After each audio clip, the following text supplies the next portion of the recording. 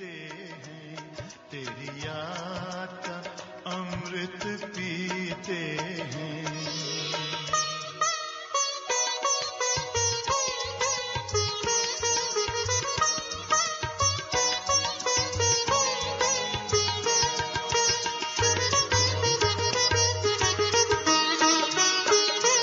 यूं ही आप रहो संग संग बाबा, यूं ही आप रहो संग संग बाबा, इस दुनिया के सुख पाने क्या, इस दुनिया के सुख पाने क्या, लहराते रहे तेरी यादों में, लहराते रहे तेरी यादों में, उन यादों में खो जाएंगे, उन यादों में खो जाएंगे।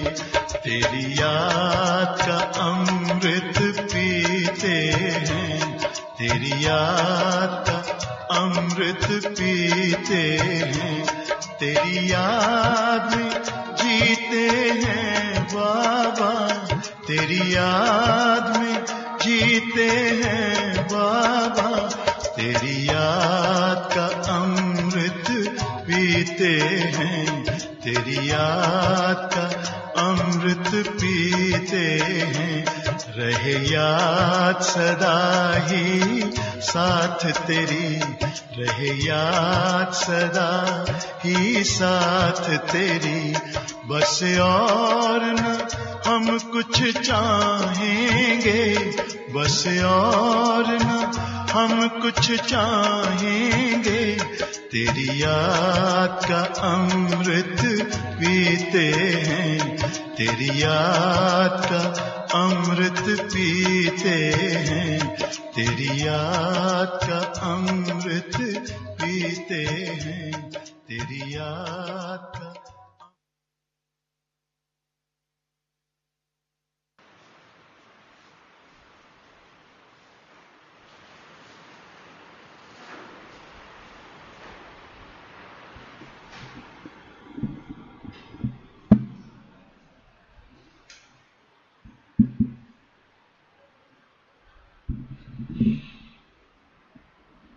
ஓம் சாந்தி. காலை முரளி 1/8/2021. அவ்யக்த பாப் தாதாவுடைய மகா வாக்கியம், ரிவைஸ் கோர்ஸ் 24/2/1988 பிப்ரவரி 24 பாபா சொன்ன மகா வாக்கியம், மதுபன். இன்றைய அவ்யக்த முரளியினுடைய ஹெட்டிங் தலைப்பு, वरदाता से प्राप्त हुए वरदानों को वृद्धि में लाने की विधि. வரம் அளிக்கும் வள்ளலாக விளங்கும் சிவ தந்தையிடமிருந்து கிடைக்கப் பெற்ற வரதானங்களை அதிகரிப்பதற்கான விதி. ओम शांति. आज बाप दादा अपने रूहानी छात्रक बच्चों को देख रहे हैं. இன்று பாப் தாதா தன்னுடைய ஆன்மீக சாதக பறவைகளை பார்த்து கொண்டிருக்கின்றார். சாதக பறவை கேள்விப்பட்டிருக்கீங்களா? சுவாதி நட்சத்திரத்துல மழை பொழிஞ்சதுன்னா அந்த மழை துளிகளை டைரக்டா திறந்து வச்சிருக்கோம், வாய் டைரக்டா உள்ள இறங்கும். கீழே விழுந்த மழை துளியை சாப்பிடாது, அதுதான் அதுக்கு உணவு. அதோட அடுத்து எப்ப சுவாதி நட்சத்திரத்துல மழை பெய்யுதோ அப்ப தன்னுடைய வாய் திறந்து அந்த ஒரு டிராப்பும் ஒரு முத்துக்களா மாறுமா. அதுதான் அடுத்த மழை வர வரைக்கும் அது வெயிட் பண்ணும், வேற எதுவுமே உட்கொள்ளாது. அது சாதக பறவை அப்படின்னு சொல்றாங்க. இப்ப நாம எல்லாரும் ஆன்மீக சாதக பறவைகள். हर एक बच्चा बाप से सुनने के, मिलने के और साथ साथ बाप समान बनने के छात्रक है. எந்த மாதிரியான சாதக பறவை என்றால், நம்ம எல்லாருமே பாபாவை சந்திக்கணும், இறைவனிடமிருந்து மகா வாக்கியங்களை கேட்கணும் அப்படின்ட்டு 5000 வருடங்கள் வெயிட் பண்ணோம்.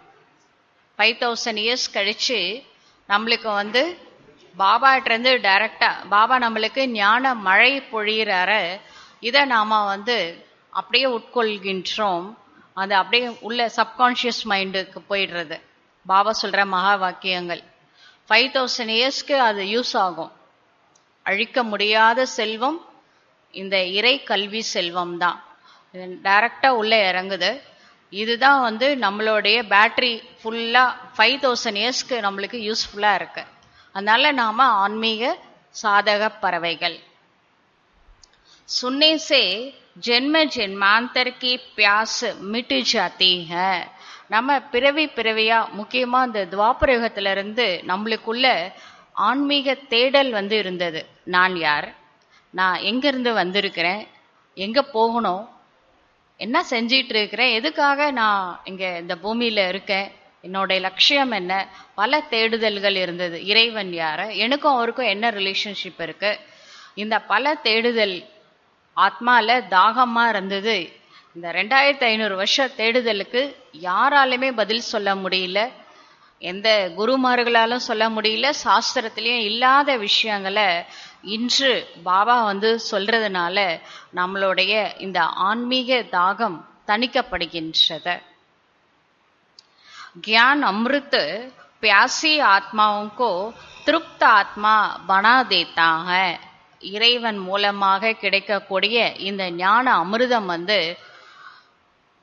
தாகத்துல இருக்கிற ஆத்மாக்களுக்கு திருப்தி அடைய வைக்கின்றது.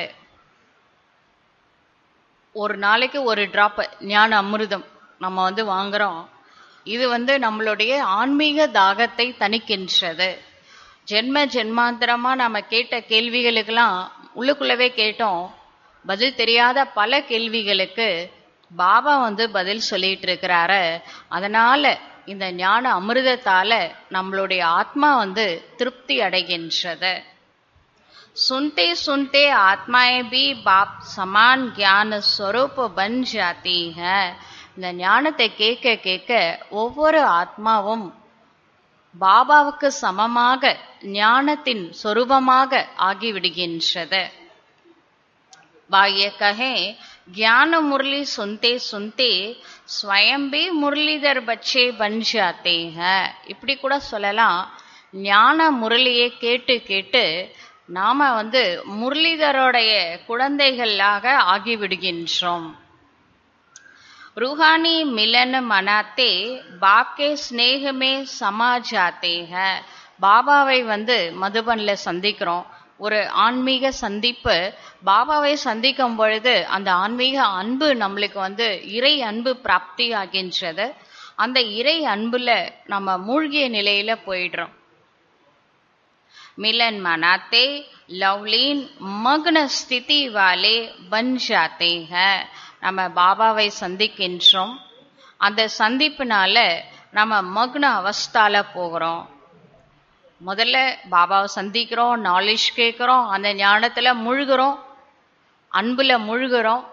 அதுல மக்ன அவஸ்தால போகின்றோம். மக்ன அவஸ்தா அப்படின்னா நான் வேற இறைவன் வேற அப்படி இல்லை. அந்த அன்புல கலந்த நிலை, லவ்லின் ஸ்டேஜ்னு சொல்லலாம். ஆத்மா பரமாத்மாவோட கலக்காத, ஆனா அன்புல கலக்கலாம் இல்லையா? இறை அன்புல ஆத்மா கலந்து விடக்கூடிய ஒரு நிலை லவ்லின் ஸ்டேஜ், அதுல போகின்றது. मिलन मनाते एक बाप दूसरा न कोई इस अनुभूति में समाये हुए रहते हैं. நாம பாபாவை சந்திக்கின்றோம், பாபா நம்மளை சந்திக்கிறாரு.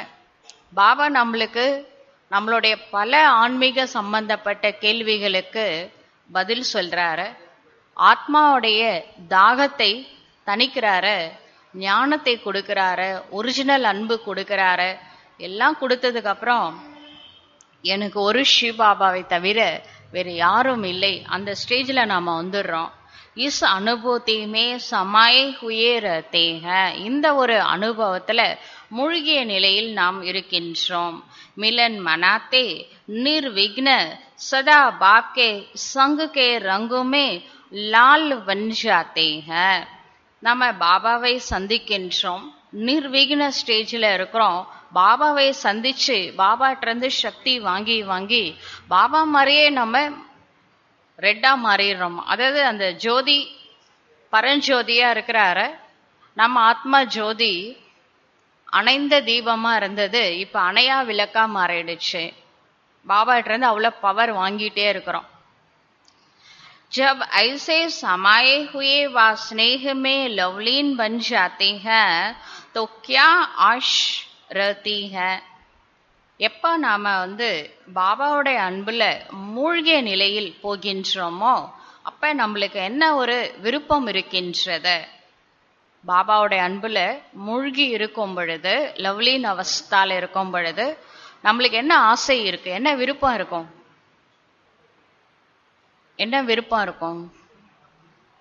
பாப் சமான் பன்னேக்கி, நம்ம பாபாவுக்கு சமமாக ஆக வேண்டும், அந்த விருப்பம் தான் இருக்கின்றது.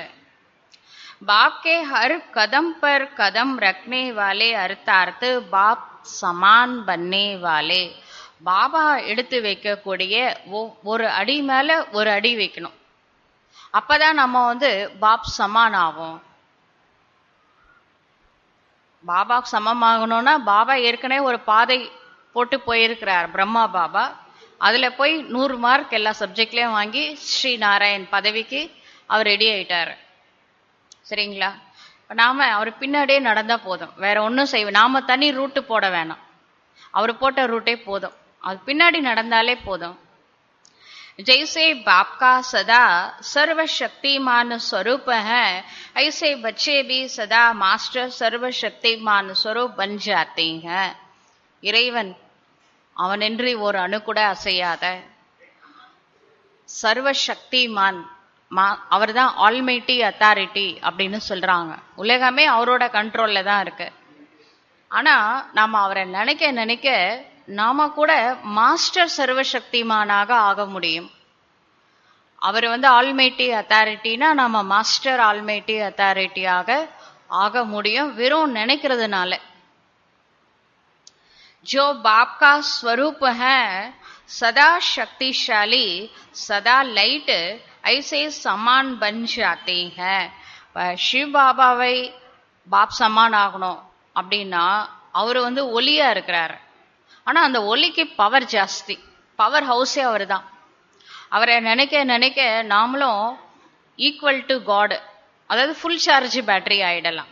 நம்மளால பவர் ஹவுஸ் ஆகணும்னு பேராசையெல்லாம் பட வேணாம். நம்ம ஆத்மா அப்படின்ற பேட்டரி ஃபுல் சார்ஜ் ஆனாலே போதும், நாராயண அளவுக்கு பெரிய ஆளாயிடலாம். அது நம்ம ஒன்று செய்யணும். பிரம்மா பாபாவை ஃபாலோ பண்ணணும்னா அவருடைய ஸ்டெப் மேலே ஸ்டெப் வச்சு போகணும். அதாவது பிரம்மா பாபா எப்படி பேசினாரு, மற்றவங்களை எப்படி பார்த்தாரு, எப்படி நினைச்சாரு, அவருடைய ஆக்ஷன்ஸ் எப்படி இருந்தது. இப்போ பிரம்மா பாபாவை பின்பற்ற வேண்டும்னா அதெல்லாம் ஃபாலோ பண்ணணும்.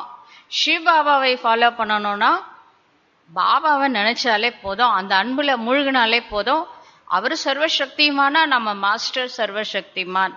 அவர் பவர் ஹவுஸ்னா நம்ம ஃபுல் சார்ஜ் பேட்டரி ஆயிடலாம். சரிங்களா? समान बनने की विशेष बातें जानते हो ना. நம்ம பாப் சமான் ஆக வேண்டும் அப்படின்ற லட்சியம் எல்லாருக்குமே இருக்கு. இதனுடைய விசேஷமான விஷயம் என்னன்னு உங்களுக்கு தெரியும் தானே? किन किन बातों में बाप समान बनना है. பாபா கேட்கிறாரு, எந்த எந்த விஷயங்கள்ல நாம் இறைவனுக்கு சமமாக ஆக வேண்டும், எந்தெந்த விஷயங்கள்ல பன் ரஹே ஹோ அவர் பனே பி ஹோ. நாம எல்லாருமே முயற்சியாளர்கள், தந்தைக்கு சமமாக ஆகிக்கொண்டே இருக்கின்றோம், ஆயிடுவோன்ற நம்பிக்கையில. जैसा बाप का नाम बच्चों का भी वही नाम है. இப்போ சிவ பாபா இருக்காரு, அவருக்கு என்னெல்லாம் டைட்டில் இருக்கோ நம்மளுக்கும் அந்த டைட்டில்ஸ் இருக்கு. विश्व कल्याणकारी यही नाम है ना आप सबका. இப்போ சிவ பாபா யாரு? உலகத்திற்கு நன்மை செய்வதற்காக வந்திருக்கிறார். இந்த ஷிவ் அப்படின்ற வார்த்தையினுடைய அர்த்தமே நன்மையாளர், வேர்ல்டு பெனிஃபேக்டர். உலகத்திற்கே நன்மை செய்வதற்காக இறைவன் வந்திருக்கிறாரு, உலக நன்மையாளர், விஸ்வ கல்யாண்காரி. இப்ப நாம யாரு? मास्टर विश्व कल्याणकारी. जो बाप का रूप वही बच्चों का रूप. தந்தை எந்த ரூபமோ அப்படிதான் குழந்தைங்க இருப்பாங்க. ஒரு பறவையோடைய குழந்தை பறவை மாதிரி தான் இருக்கும், கிளியோட குழந்தை கிளியா இருக்கும், பூனையோட குழந்தை பூனையா இருக்கும், சிங்கத்தோட குழந்தை சிங்கமா இருக்கும். சிவபாபாவுடைய குழந்தைங்க எப்படி இருக்கணும்? எப்படி இருக்கும்? உருவத்துல எப்படி இருக்கும்? நம்ம அவரும் ஜோதி, ஆனா அவர் பரஞ்சோதி, நாம ஆத்ம ஜோதி. சரிங்களா? சரி, உருவத்துல ஒத்து போயிடுச்சு.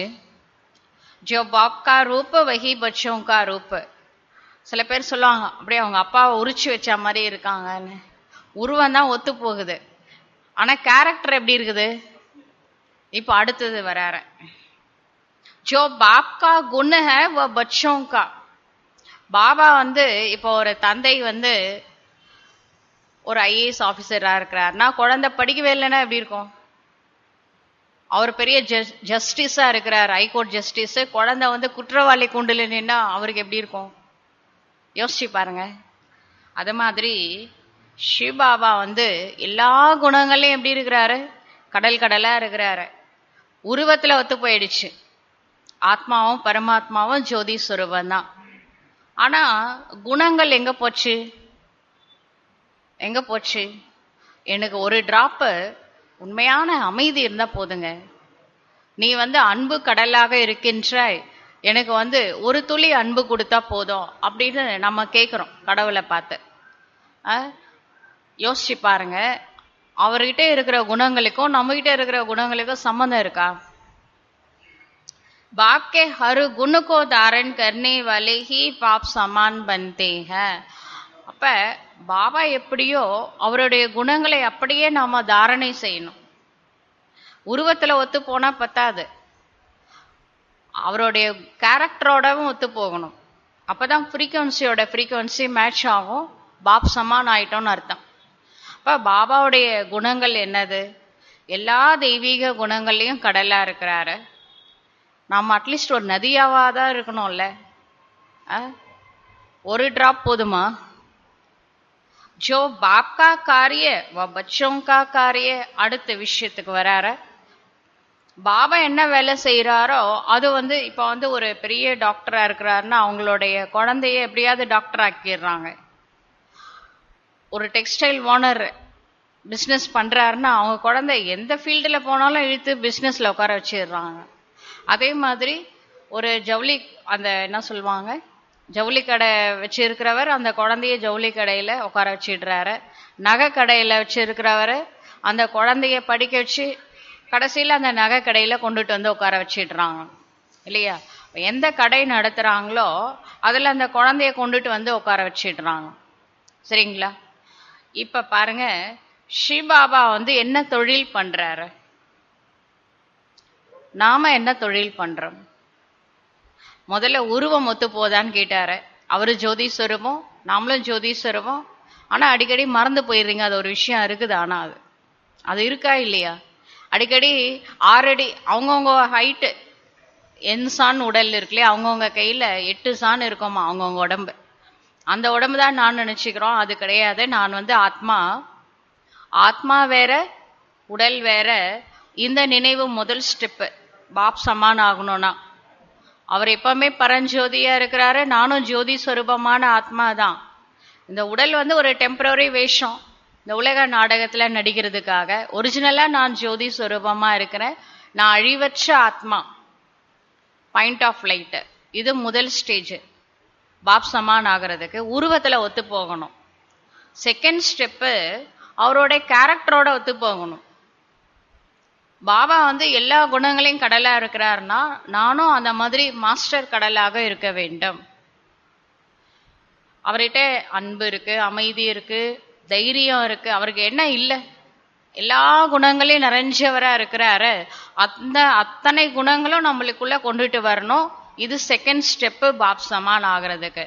தேர்டு, அவர் என்ன வேலை செய்யறாரோ அது நாம செய்யணும். சரிங்களா? அவங்க பேரண்ட்ஸை தானே எதிர்பார்ப்பாங்க, நம்ம தொழில மகன் பார்த்துக்கணும் அப்படின்னு நினைப்பாங்கல்ல. அப்ப அந்த மாதிரி பாபாவுடைய வேலை என்னது? இப்ப அடுத்து மூன்றாவது ஸ்டெப் பாப் சமான் ஆகணும்னா, ஃபர்ஸ்ட் உருவத்தோட ஒத்து போகணும், ரெண்டாவது குணங்களோட ஒத்து போகணும், கேரக்டரோட ஒத்து போகணும், தேர்டு அவர் என்னதான் வேலை செய்யறாரு? விஸ்வ கல்யாண்காரி, உலகத்திற்கு நன்மை செய்யறாரு. அப்ப நான் என்ன செய்யணும்? உலகத்திற்கு நன்மை. உலகம்னா எல்லாருமே தான் உலகம். சரிங்களா?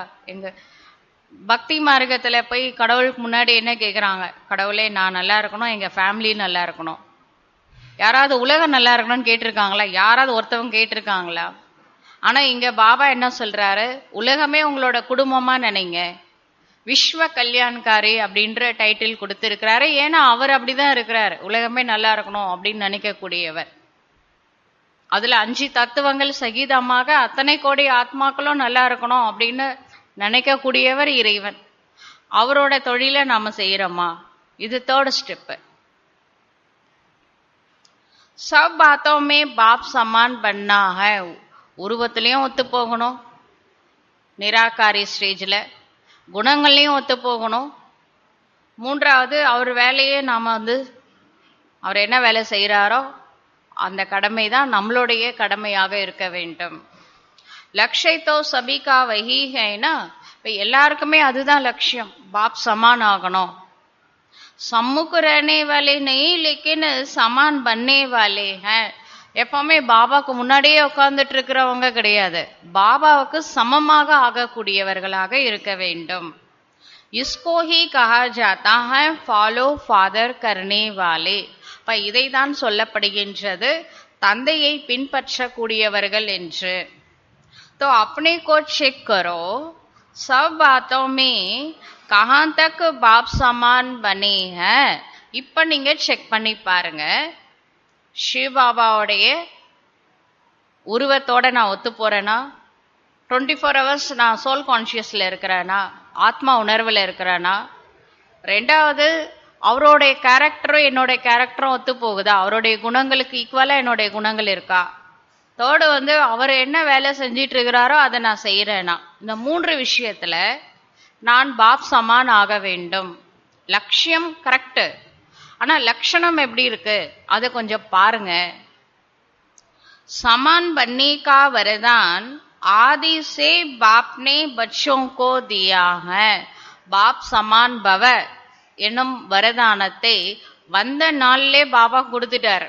என்னைக்கு பாபா பரந்தாமத்திலிருந்து பூலோகத்துக்கு வந்தாரோ சங்கம யுகத்துல, அப்பவே பாப் சமான் பவ அப்படின்னு வரம் கொடுத்துட்டாரு. ஆதிகா வரதான முதல்ல பாபா கொடுத்த வரதானம் என்னன்னா, சர்வ சக்தியும் சே சம்பன்ன பவ. இன்னைக்கு ஃபுல்லா ஒரே வரதானமா இருக்குது, பிளெஸிங்ஸ்னால நிரப்புறாரு. நிறைய பேர் பாபாட்ட கேட்குறாங்களே, பாபா பிளெஸிங்ஸ் கொடுங்க கொடுங்கன்னு. பாபா கொடுக்குற மாதிரியே தெரியல. இன்னைக்கு ஃபுல்லா வெறும் பிளெஸிங்ஸ் தான். முதல் பிளெஸிங் என்னது? முதல் வரம் என்ன கொடுத்தார அப்படின்னா, சர்வ சக்தியும் சே சம்பன்ன பவ, அனைத்து சக்திகளாலும் நிறைந்தவர்கள் ஆகுக. இதுதான் இறைவனிடமிருந்து நாம் பெற்ற முதல் வரம். பாபா யார? Almighty authority. அவரு சொல்றாரு, சர்வ சக்திகளாலும் நிறைந்தவர்கள் ஆகுக. लौकिक जीवन में बाप व गुरु वरदान देते हैं. லௌகீக வாழ்க்கையில தந்தை மகனுக்கு பிளஸ் பண்றாங்க, வரம் கொடுக்கறாங்க. அதே மாதிரி குரு வரம் கொடுக்கிறாரு. தன்வான் பவ, புத்திரவான் பவ, बड़ी आयुवान भव या सुखी भव का वरदान देते हैं. அந்த குரு சாமியாருங்க, குருமார்கள் இருக்கிறாங்கல்ல, அவங்க கிட்ட போய் காலில் விழுந்த உடனே அவர் ஒரு குரு வரம் கொடுக்குறாரு. தன்வான் பவ, அனைத்து செல்வங்களும் நிறைஞ்சு இருங்க அப்படின்னு வரம் கொடுக்குறாரு. ஒரு சிலருக்கு புத்திரவான் பவ, குழந்தைங்களோட இருங்க அப்படின்னு வரம் கொடுக்கறாங்க. சிலருக்கு வந்து படி ஆயுஷ்மான் பவ, நீண்ட ஆயுளோட இருங்க அப்படின்னு வரம் கொடுக்கறாங்க. சுக்கி பவ, சதா சந்தோஷமா இருப்பா அப்படின்னு வரம் கொடுக்கறாங்க. சரி, பாப் தாதா ने क्या वरदान दिया? இது சாமியாருங்க கொடுத்த வரம். பாபா என்ன வரம் கொடுத்தாரு? பாப் தாதா என்ன வரம் கொடுக்கறாரு? என்ன வரம் கொடுக்கறாரு? தன்வான் பவ சொல்றாரா? இப்ப சங்கமயுகத்துக்கு என்ன வரதானம் கொடுக்கறாரு? சதா ஞான தன்வான் பவ, ஞான செல்வத்தால நிறைஞ்சவர்கள் ஆகுக. சக்தியும் கே தனுசே சம்பன்ன பவ, அதே மாதிரி சக்தி இருக்கே, ஆன்மீக சக்தி, ஸ்பிரிச்சுவல் பவர். இந்த ஆன்மீக சக்தி மிகப்பெரிய செல்வம். நாலேஜ் எவ்வளோ ஹையஸ்டோ அவ்வளோ பவரும் வேணும். நாலேஜ் ஃபுல்லாகவும் இருக்கணும், பவர்ஃபுல்லாகவும் இருக்கணும்.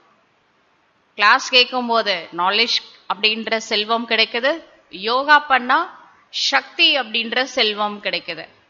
சரிங்களா? அதனால பாபா வந்து ஞான செல்வம் நிறைந்தவர்கள் ஆகுக. சக்திகள் இன்னைக்கு செல்வமா மாறிடுச்சு.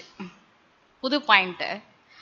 அதாவது நாலேஜ் ஃபுல் பவ, பவர்ஃபுல் பவ, ஞானம் யோகம், அதுதான் ரெண்டுத்தையுமே செல்வமாக்கிட்டாரு.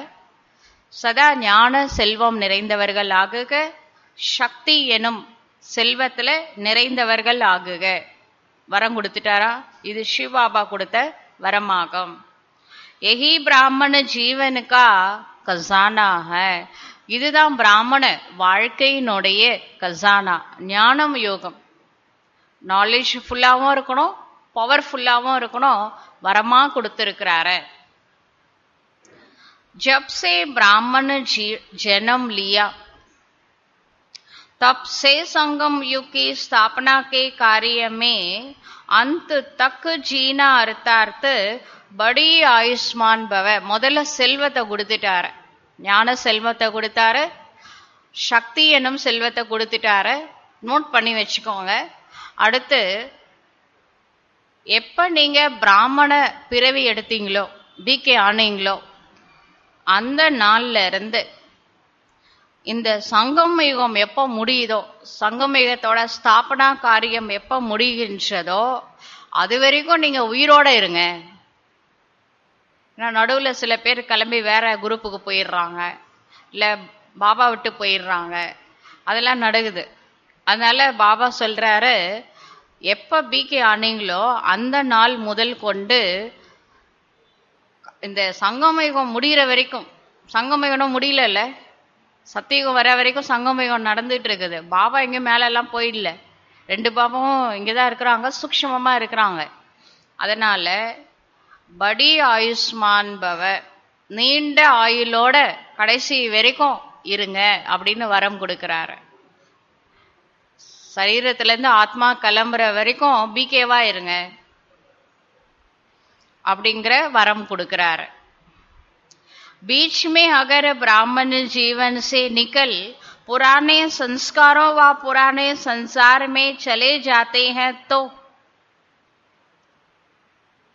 இத வந்து தன்வான் பவ ஆயுஷ்மான் பவனா நம்ம நல்லாவே தெரியும். சத்தியுகம் திரேதாயுகத்துல இதெல்லாம் நடக்கதான் போகுது. சங்கமயுகத்தை பத்தி இப்ப பேசிட்டு இருக்கிறாரு. ஆயுஷ்மான் பவ அப்படின்னா நாம கடைசி வரைக்கும் பாபா குழந்தையா இருக்கணும். ஆனா நடுவுல என்ன நடக்குதுன்னா, இந்த பிராமண வாழ்க்கையிலிருந்து விலகி தன்னுடைய பழைய சுபாவம், சன்ஸ்கார மற்றும் அதனுடைய அட்ராக்ஷன், அவங்கவுங்களோட வீக்னஸ் என்ன பண்ணுதுன்னா பழைய உலகத்தை நோக்கி அழைத்து செல்கின்றது. तो इसको कहा जाता है जन्म लिया लेकिन छोटी आयु वाले. அதுக்கு வந்து என்ன சொல்லலாம்னா, ஜென்மம் எடுத்தாங்க ஆனா பாபா விட்டு போயிட்டாங்க. அப்ப அவங்கள பொறுத்த வரைக்கும் லௌகீகத்துல சில குழந்தைங்க பிறந்த உடனே சரீரம் விட்டுறாங்க, பிறக்கும் போதே இறந்து பிறக்குது, இல்லைன்னா ஒரு மாசம் கழிச்சு இறந்து போயிடுது. அந்த மாதிரி குழந்தைங்க இருக்கிறாங்களே, 1 வருஷம் கழிச்சு சில குழந்தைங்க இறந்துருது. அப்ப அவங்களுக்கு பேரண்ட்ஸ்க்கு கொஞ்சம் ஃபீலிங்ஸ் இருக்கதான் செய்யும், 1 வருஷத்துல குழந்தை இறந்துருச்சு அப்படின்னு சொல்லிட்டு. அது மாதிரி இங்க 1 வருஷம் கூட தாக்கு பிடிக்க முடியல பிகேவா, திருப்பி நான் பிகே ஆயிடுறாங்க. ஒருத்தர் அவங்கவுங்களோட கெப்பாசிட்டி அனுசார் தாக்கு பிடிக்கிறாங்க. இல்லாட்டி அந்த இழுக்குது அந்த சைடு, மாயா விடுறதே இல்லை. பாபா குழந்தை ஆகிறதுக்கு முன்னாடி கூட மாயா அவங்க மேல அன்பே காமிச்சிருக்காது. என்னைக்கு பாபா குழந்தை ஆயிட்டீங்களோ, நம்ம கஸ்டமர் நம்மளை விட்டு போறாருன்னு ஓவரா அன்பு காமிச்சு இழுத்துட்டு போய் தள்ளிட்டு தான் அடுத்த வேலையே. கடைசியில மாயாவும் காப்பாத்தாது, பாபாவும் சாட்சி ஆயிடுவாரு. அப்புறம் நம்ம நிலைமை என்ன ஆகும் யோசிச்சு பாருங்க. அதனால சின்ன ஆயுள் உடையவர்கள் ஆயிடுறாங்க. லாஸ்ட் வரைக்கும் பிகேவா இருக்க முடியல. क्योंकि ब्राह्मण जीवन से मर गए, பிராமண வாழ்க்கையிலிருந்து இறந்து போயிட்டாங்க. कोई कोई ऐसा भी होते हैं जो कोमा में चले जाते हैं. இவர் பாயிண்ட்ஸ்லாம் எங்கிருந்து பிடிக்கிறாருன்னு தெரியல. இப்ப சில பேர் எப்படி இருக்காங்கன்னா, இப்ப சில பேர் உடம்பு சரியில்லை, அட்மிட் பண்ணா ஆக்சிடென்ட் ஆயிருக்கலாம், இல்லை ஏதோ ஃபீவர் வந்திருக்கலாம், ஏதோ ஒன்று பிபி வந்திருக்கலாம், அட்மிட் ஆனா இல்லை ஆப்ரேஷனே பண்ணியிருக்கலாம். ஆப்ரேஷன் முடிஞ்சிடுச்சு, ஆனால் இந்த கோமா ஸ்டேஜ்லேருந்து வரவே இல்லை, கோமா ஸ்டேஜில் இருக்கிறாங்க. கேள்விப்பட்டிருக்கீங்களா?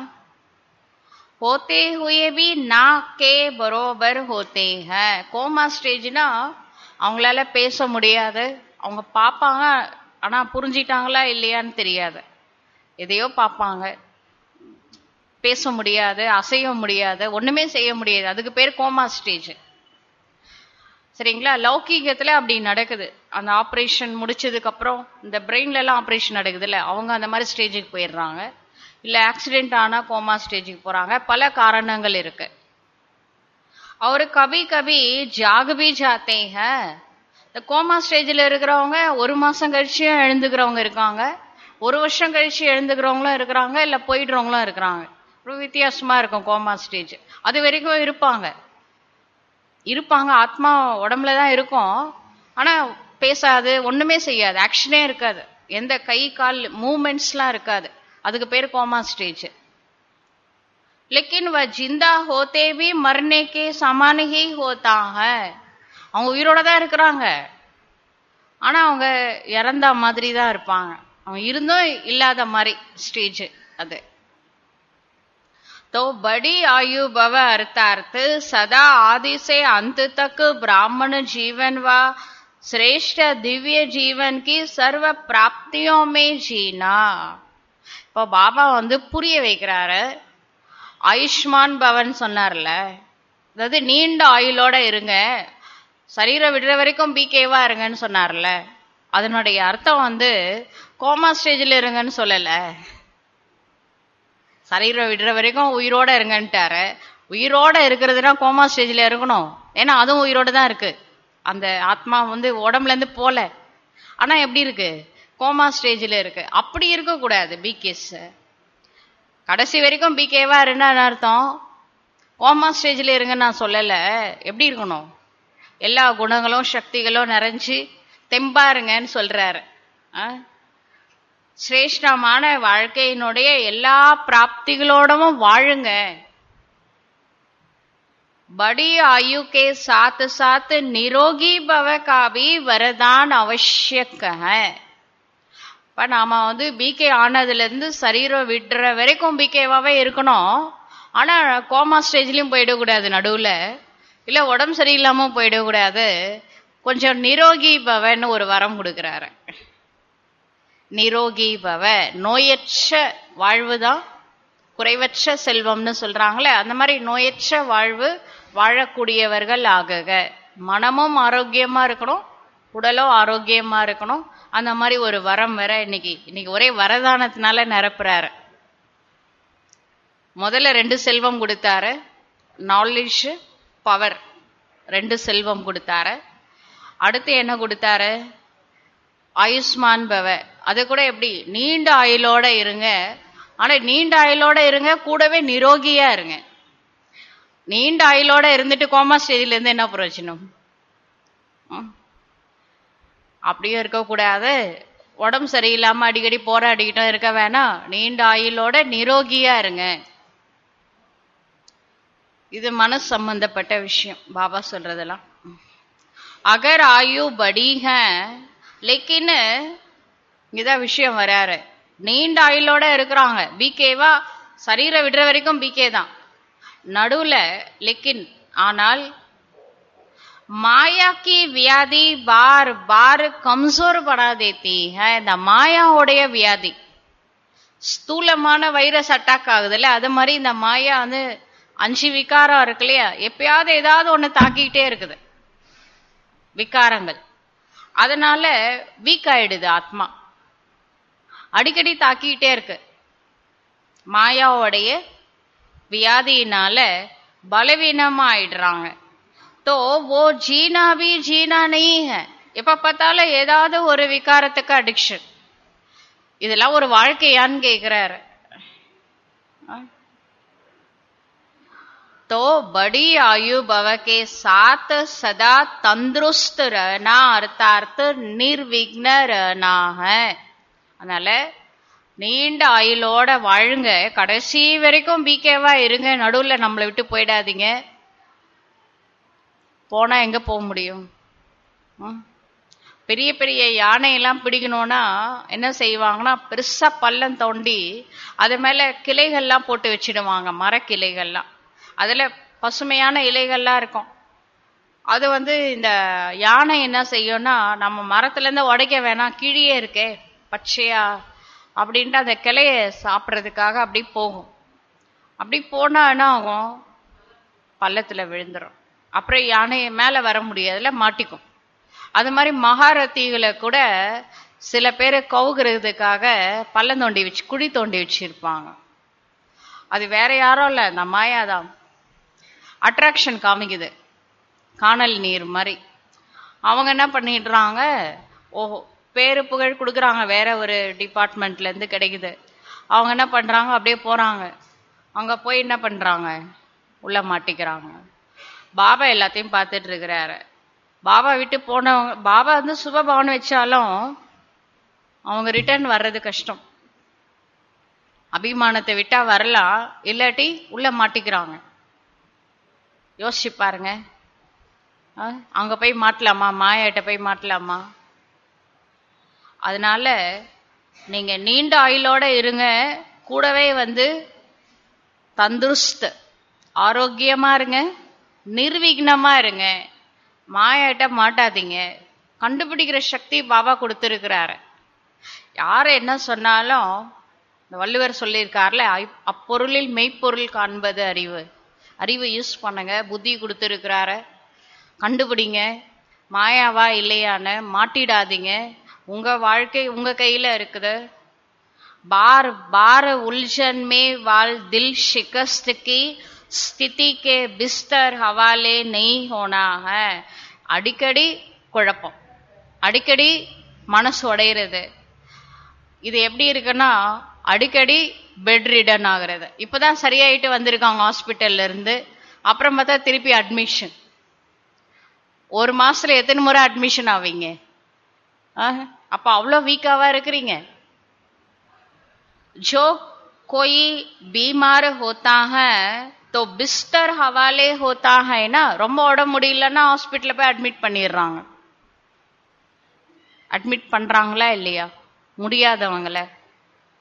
छोटी छोटी उलझन तो चलते फिरते भी खत्म कर देते हो, लेकिन जब कोई बड़ी समस्या आ जाती, उलझन में आल जाता है, तो दिल शिकस्त बन जाते हो, तो मन की हालत क्या होती है? சின்ன சின்ன வியாதி, தலைவலிக்குது, ஃபீவர் அப்படின்னா அது சின்ன சின்ன டேப்லெட்ஸ் போட்டுக்கிறீங்க. இது பெரிய வியாதி வருது, கொரோனாவே வருதுன்னா அட்மிஷன் தான் இல்ல, அட்மிஷன் போடுறாங்க. அது மாதிரி இங்க வந்து மனசை பத்தி சொல்றாரு. யாரோ ஏதோ சொல்லிட்டாங்க, கொஞ்ச நேரம் ஃபீல் பண்றாங்க, அப்புறம் விட்டுட்டாங்க. ஒரு டேப்லெட் சாப்பிட்டுட்டாங்க, விட்டுட்டாங்க. ஒரு வாணி எடுத்து படிச்சாங்க, பாபா சரி பண்ணிட்டாரு, டேப்லெட் சரியாயிடுச்சு. சிலருக்கு சில பிரச்சனை அந்த மாதிரி வருது, மனசைய உடைய வைக்குது இல்லையா? ஹார்ட் அட்டாக்லாம் வந்தாக்கா ஆப்ரேஷன் பண்ண வேண்டியதா இருக்குது. அது மாதிரி மனசு உடையிற மாதிரிலாம் பிரச்சனைகள் வருது. அப்ப என்ன அவங்களோட நிலைமை என்ன ஆகும்? जैसे शरीर बिस्तर के हवाले होता है तो कोई दिल नहीं होती उठने की, चलने की, वा खाने पीने की कोई दिल नहीं होती. இப்ப ரொம்ப உடம்பு சரியில்லை, ரொம்ப உடம்பு முடியல, பெட் ரிடன் ஆயிட்டாங்க. பெட் ரிடனாவே இருக்கிறாங்க. அவங்களால சாப்பிடவும் பிடிக்காது, படுத்த படுக்கையே ஆயிட்டாங்க. சாப்பிடவும் பிடிக்கல, தண்ணி கூட குடிக்க பிடிக்கல, யார்கிட்டையும் பேசவும் பிடிக்காது இல்லையா? பெட் ரிடனா இருக்கிறவங்களுக்கு எதுவுமே வாழ்க்கை வெறுத்து போயிடுது. எழுந்து உட்காரவும் பிடிக்காது, நடக்கவும் பிடிக்காது. டாக்டர்ஸ் கொஞ்சம் நடங்கன்னு சொல்லுவாங்க, ஆனா அவங்களால உட்காரவும் முடியாது, நடக்கவும் முடியாது. ஐசை அஹம்பி, அது ஸ்தூலமான பெட் ரிடன். அதே மாதிரி இங்க வர்றாரு, இங்க ஸ்தூலமா நடந்துட்டு தான் இருக்கிறாங்க. மனசை பத்தி சொல்றாரு. योग में बैठेंगे तो भी दिल नहीं लगेगी. யோகா பண்ணணும்னு உட்காருவாங்க இந்த பெட் ரிடன். யோகாவே பண்ணணும்னு உட்கார்ந்தாலும் வேற ஏதாவது தாட்டு வரும். யோகா பண்ண முடியாது அவங்களால, 5 நிமிஷத்துக்கு மேல உட்கார முடியாது. சரிங்களா? ஒரு யோகினா மினிமம் ஒரு 1/2 hour 1 hour உட்காரணும்ல, உட்கார மாட்டாங்க. ज्ञान भी सुनेंगे तो दिल से नहीं सुनेंगे. சரி, கிளாஸ் கேட்கலான்னு உட்காருவாங்க, உள்ளபூர்வமா கிளாஸ் கேட்க மாட்டாங்க. பிசிக்கலி பிரசன்ட், மென்டலி ஆப்சென்ட், அப்படிதான் கிளாஸ் உள்ள இறங்கும். सेवा भी दिल से नहीं करेंगे, दिखावे से व डर से या लोक लाज से करेंगे. சேவா பண்றாங்க, ஒரு சேவா பாபா கொடுக்கிறார், ஏதோ ஒரு சேவா, உள்ளபூர்வமா செய்ய மாட்டாங்க. 4 பேர் பார்க்கறதுக்காக ஒரு ஷோ பண்ணுவாங்க, அல்லது அந்த லோக்கலாஜ குல மரியாதைக்காக 4 நம்ம பிகேஎஸ் பரிவாரம் சேவை பண்ணும்போது நாமளும் கலந்துக்கலன்னா நம்மள ஏதாவது தப்பா நினைச்சிடுவாங்க, லிஸ்ட்ல இருந்து தூக்கிடுவாங்களோ அப்படின்னு சொல்லிட்டு சேவையில கலந்துப்பாங்க. உள்ளபூர்வமா நான் யாரோட சேவை பண்றேன் அதெல்லாம் கிடையவே கிடையாது. ஷோ பண்றதுக்காகவும் இந்த மாதிரி லோக்கலாஜ குல மரியாதைக்காகவே, இல்லாட்டி ஒரு பயம் உள்ளுக்குள்ள, அதனால சேவை பண்றது. इसको सदा तंदुरुस्त जीवन नहीं कहेंगे. யோகாவும் வரமாட்டேங்குது, கிளாஸும் உள்ள இறங்கல, சேவையும் ஷோ பண்ற சேவை பண்றாங்க. இப்படிப்பட்டவங்க ஆரோக்கியமான வாழ்க்கை வாழ்றாங்க அப்படின்னு என்னால சொல்ல முடியாது. பாபா சொல்ற ஆரோக்கியம் மன ஆரோக்கியம். இவங்களும் பெட் ரிடன் கேஸ் தான், புரியுதுங்களா? तो बड़ी आयु भव अर्थात निरोगी भव इसको कहा जाता है. அதனால நீண்ட ஆயுளோட, அதாவது சரீரம் விடுற வரைக்கும் பிகேவா இருக்கணும்னா கொஞ்சம் எப்படி இருக்கணும்? மன ஆரோக்கியம் உடையவர்களாகவும் இருக்கணும். அதனால இன்னைக்கு நிரோகி பவ, எந்த வியாதியும், எந்த வியாதி பெருவியாதி இருக்கே, தேக அபிமானம் மற்றும் 5 விகாரங்களோடைய மாயாவுடைய வியாதியில அஃபெக்ட் ஆகாம இருங்க. அடுத்த வரம் கொடுத்துட்டாரா, நிரோகி பவ. அடுத்த விஷயத்துக்கு வராரு. வரலாம் நோட் பண்ணி வச்சுக்கோங்க. புத்திரவான் பவ வா சந்தான் பவ. பாபா அடுத்த வரம் கொடுக்கிறாரு, புத்திரவான் பவ சந்தான் பவ. புத்திரவான்னா புரியுது இல்ல? குழந்தைகளோட இருங்க அப்படின்றார். ஆப்கே சந்தான ஹை, உங்களுக்கு குழந்தைங்க இருக்குதா? எவ்வளவு பேர் இருக்காங்க? 2-4 बच्चे नहीं पैदा किए हैं. சில பேர் 2 குழந்தைங்க 4 குழந்தைங்க, அவங்களுக்கு ஒரு விஷயம் இருக்கும். சந்தான் பவ கா வரதான ஹைனா, சந்தான் பவ அப்படின்னா என்ன அர்த்தம்? வரம் கொடுத்துட்டாரு. சத்தியம் திரேதாயுகத்துல அந்த குழந்தைங்க அது வேற விஷயம். இது சங்கம யுக சந்தான் பவ. 2-4 बच्चों का वरदान नहीं मिलता, लेकिन जब बाप समान मास्टर रचयिता की स्टेज पर स्थित हो तब तो ये सब अपनी रचना लगती है. 2 குழந்தை 4 குழந்தை கிடையாது, சந்தான். மம்மா இருக்காங்க, ஜெகதம்பானே பேரு. மம்மா ஆக்சுவலா கன்யா, ஒரு குழந்தை கூட கிடையாது. ஆனா அவங்க உலகத்துக்கே தாயா ஆயிட்டாங்க. அந்த மாதிரி நாம மாஸ்டர் படைப்பவர் அந்த ஸ்டேஜ்ல இருக்கிறோம்னா உலகமே உங்க குழந்தைங்க தான். புரியுதுங்களா? 2 குழந்தை 4 குழந்தை விஷயம் இல்ல. சந்தான் பவனா எல்லாரும் உங்க குழந்தைங்க தான். கோடிக்கணக்கான குழந்தைங்க உங்களுக்கு இருக்கு அப்படின்னு நினைங்க. புத்திரவான் பவ சந்தான் பவ அப்படின்னா உலகத்துல இருக்கிற எல்லா மனுஷங்களும் உங்க குழந்தைங்களா நினைங்க. பாபா அப்படிதானே நினைக்கிறாரு. அப்படி நீங்க எல்லாரையும் குழந்தைகளாக ஏற்றுக்கொள்ளுங்கள். புது பாயிண்டா இருக்கு. இவ்வளவு நாளா சகோதரர்களா பாருங்க, பிரதர்ஹுட், யூனிவர்சல் பிரதர்ஹுட்னு சொல்லிட்டு இருந்தவர் இன்னைக்கு என்ன சொல்றாரு? அம்மா ஆயிடுங்க, ஜெகன் மாதா ஜெகத் பிதா ஆயிடுங்க, மாஸ்டர் படைப்பவர். அந்த ஸ்டேஜ்ல இருந்து பாத்தீங்கன்னா எல்லாரும் குழந்தைங்க தான். பேகதுக்கே மாஸ்டர் ரச்சயிதா பன்னா, எல்லைக்கு அப்பாற்பட்ட மாஸ்டர் கிரியேட்டர் ஆயிடுங்க.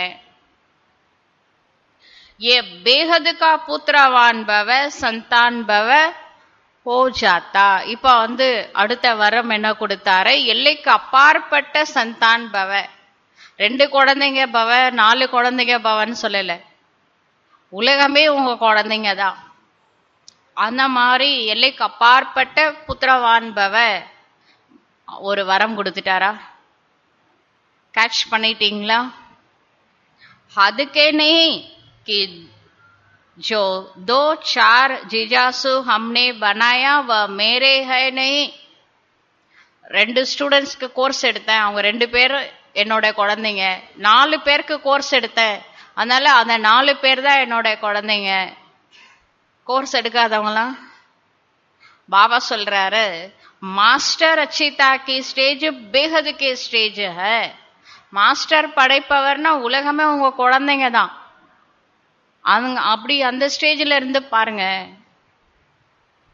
किसी भी आत्मा को व प्रकृति के तत्वों को भी अपनी रचना समझ विश्व कल्याणकारी स्थिति से हर एक के प्रति कल्याण की शुभ भावना शुभ कामना रहती है. எப்படிப்பட்ட ஆத்மாவா இருந்தாலும் சரி உங்க குழந்தைங்க தான் அப்படின்னு நினைச்சுக்கோங்க. யாரா இருந்தாலும் சரி, எப்படிப்பட்டவங்களா இருந்தாலும் சரி, உலகமே உங்க குழந்தைங்க. இப்ப 750 கோடி குழந்தைங்க இருக்காங்கன்னு வச்சுக்கோங்க. உங்களுக்கு இந்த இயற்கை என்ன பாவம் பண்ணுச்சு? 5 தத்துவங்களுக்கு யார் யோக தானம் கொடுத்து அதை சத்துவ பிரதானமா மாத்துறது? அதனால 5 தத்துவங்களையும் குழந்தைங்களா ஸ்வீகாரம் பண்ணிக்குவாங்க. பிரகிருதி பத்தி சொல்றாரு, நிலம், நீர், நெருப்பு, காற்று, அக்னி 5மே உங்க குழந்தைங்க. இன்னைக்கு யார வார்த்தை கொடுக்கிறாரு போல. அவரோட குழந்தைங்க தான் 5 பேருமே. இன்னைக்கு பாபா ஒரு வித்தியாசமா முரளி எடுத்துட்டு இருக்கிறாரு. அந்த உலகமே உங்க குழந்தைங்க, அவரோட குழந்தைங்கள நம்ம குழந்தைங்களாக்குறாரு. இப்ப அவரோட கண்ட்ரோல்ல தான் 5 எலிமெண்ட்ஸ் இருக்கு. அதையும் உங்க குழந்தைங்களா ஏத்துக்கோங்க. 5 தத்துவங்களை உங்க குழந்தைங்களா ஆக்கிடுங்க. இப்ப நீங்க இப்ப நீங்க நில்லுங்க. விஸ்வ கல்யாண்காரி, உலகத்துக்கே நன்மை செய்யணும், உங்க குழந்தைங்களுக்கு நன்மை செய்யணும். 750 கோடி ஆத்மாக்கள் இன்னும் மேல வரப்போறாங்க. எல்லாருக்கும் நன்மை செய்யணும். பிளஸ் ஏற்கனவே இருக்கிற 5 தத்துவங்கள் இருக்கு இல்லையா, தமோ பிரதானத்தை சத்தோ பிரதானமா மாத்தணும். இது ஒரு 5 குழந்தைங்க இருக்கு. இந்த குழந்தைங்களையும் சரி பண்ணணும், அந்த குழந்தைங்களையும் ஆத்மான்ற குழந்தைங்களையும் சரி பண்ணணும். அப்ப என்ன பண்ணணும்னா, விஸ்வ கல்யாண்காரி, உலகத்திற்கே நான் நன்மை செய்யக்கூடிய ஆத்மா, அந்த ஸ்டேஜ்ல இருந்துட்டு உங்ககிட்ட இருந்து ஒவ்வொரு ஆத்மாவிற்காகவும் சுப பாவனை மற்றும் சுப காம்னா இப்ப கிளம்பணும். வைப்ரேஷனா எல்லாரும் நல்லா இருக்கணும். 750 கோடி ஆத்மாக்களும் என்னோட குழந்தைங்க தான். உங்க குழந்தைங்க நல்லா இருக்கணும்னு நீங்க நினைப்பீங்களா, நினைக்க மாட்டீங்களா? நினைப்பீங்கல்ல, எத்தனை முறை அவங்களுக்காக யோகா பண்ணியிருக்கீங்க. இப்ப பாபா வந்து எல்லைக்கு அப்பாற்பட்டு கொண்டுட்டு போயிட்டாரு. உலகத்தையே உங்க குழந்தைங்களா நினைச்சுக்கோங்க. கூட இந்த 5 தத்துவங்களையும் விட்டுறாதீங்க. அவங்களையும் கொஞ்சம் பார்த்துக்கோங்க. அவங்களுக்காக கொஞ்சம் யோகா பண்ணுங்க. சுப பாவனை அவங்க மேல வைங்க. பாபாட்ட இருந்து சக்தி வாங்கி அவங்களுக்கும் கொடுங்க. हर एक के प्रति कल्याण की शुभ भावना शुभ कामना रहती है. ஒவ்வொரு குழந்தையும் நல்லா இருக்கணும். உங்க குழந்தைங்க மட்டும் நல்லா இருக்கணும் இல்ல, அதுதான் எல்லைக்கு அப்பாற்பட்டு கொண்டு போயிட்டாரு. நீங்க ஜெகன் மாதா ஆக்கிட்டாரு. இப்ப உலகமே நல்லா இருக்கணும். உலகமே என்னோட குழந்தைங்க. அந்த 2 குழந்தைங்க தான் நம்ம குழந்தைங்க அப்படின்னு நினைக்காதீங்க. எல்லாரும் நம்ம குழந்தைங்க தான், உங்க குழந்தைங்க. விஸ்வ கல்யாண்காரி ஸ்டேஜில் இருந்து அவங்க எல்லாருக்கும் நன்மை தரக்கூடிய ஒவ்வொரு குழந்தையும் நல்லா இருக்கணும் அப்படின்னு நினைங்க. அடுத்த ஸ்டேஜ் இந்த 5 தத்துவங்கள் இருக்குல்ல, அதையும் குழந்தைய ஆக்கிக்கோங்க. அவங்களுக்கும் வைப்ரேஷன் கொடுங்க. रचना की रचना प्रति यही भावनाएं रहती है. படைப்பவருக்கு படைப்பை பற்றி இந்த பாவனை தான் இருக்கு. जब बेहद के मास्टर रचयिता बन जाते हो तो कोई हद के आकर्षित नहीं कर सकेगी. எப்ப நீங்க உலகத்துல இருக்கிற அத்தனை கோடி மனிதர்களையும் உங்க குழந்தை ஆக்கிட்டீங்களோ, ஜெகத் அம்பா ஜெகத் பிதா அந்த ஸ்டேஜுக்கு வந்துட்டீங்களோ, அப்ப உங்களுக்கு ஒரு தனிப்பட்ட மனிதன்லாம் ஆகர்ஷணமா ஆக முடியாது. ஆகர்ஷணமாக மாட்டீங்க. யாரோட இன்ஃப்ளூயன்ஸ்ல போக மாட்டீங்க. சதா अपने को कहां खड़े हुआ देखेंगे. இப்போ பாபா கேக்குறாரு, நீங்க எங்க நிக்கிறீங்க, இப்போ எங்க நிக்கிறீங்கன்னு பாக்குறீங்க அப்படின்னு கேக்குறாரு. இப்ப எங்க நிக்கிறீங்க? जैसे वृक्ष का रचयिता बीज जब वृक्ष के अंतिम स्टेज आती है तो वह बीज ऊपर आ जाता है ना. இப்ப ஒரு மரம் எடுத்துக்கோங்க. ஒரு மரம் எப்படி வந்துச்சு? ஆரம்ப ஸ்டேஜ் எது?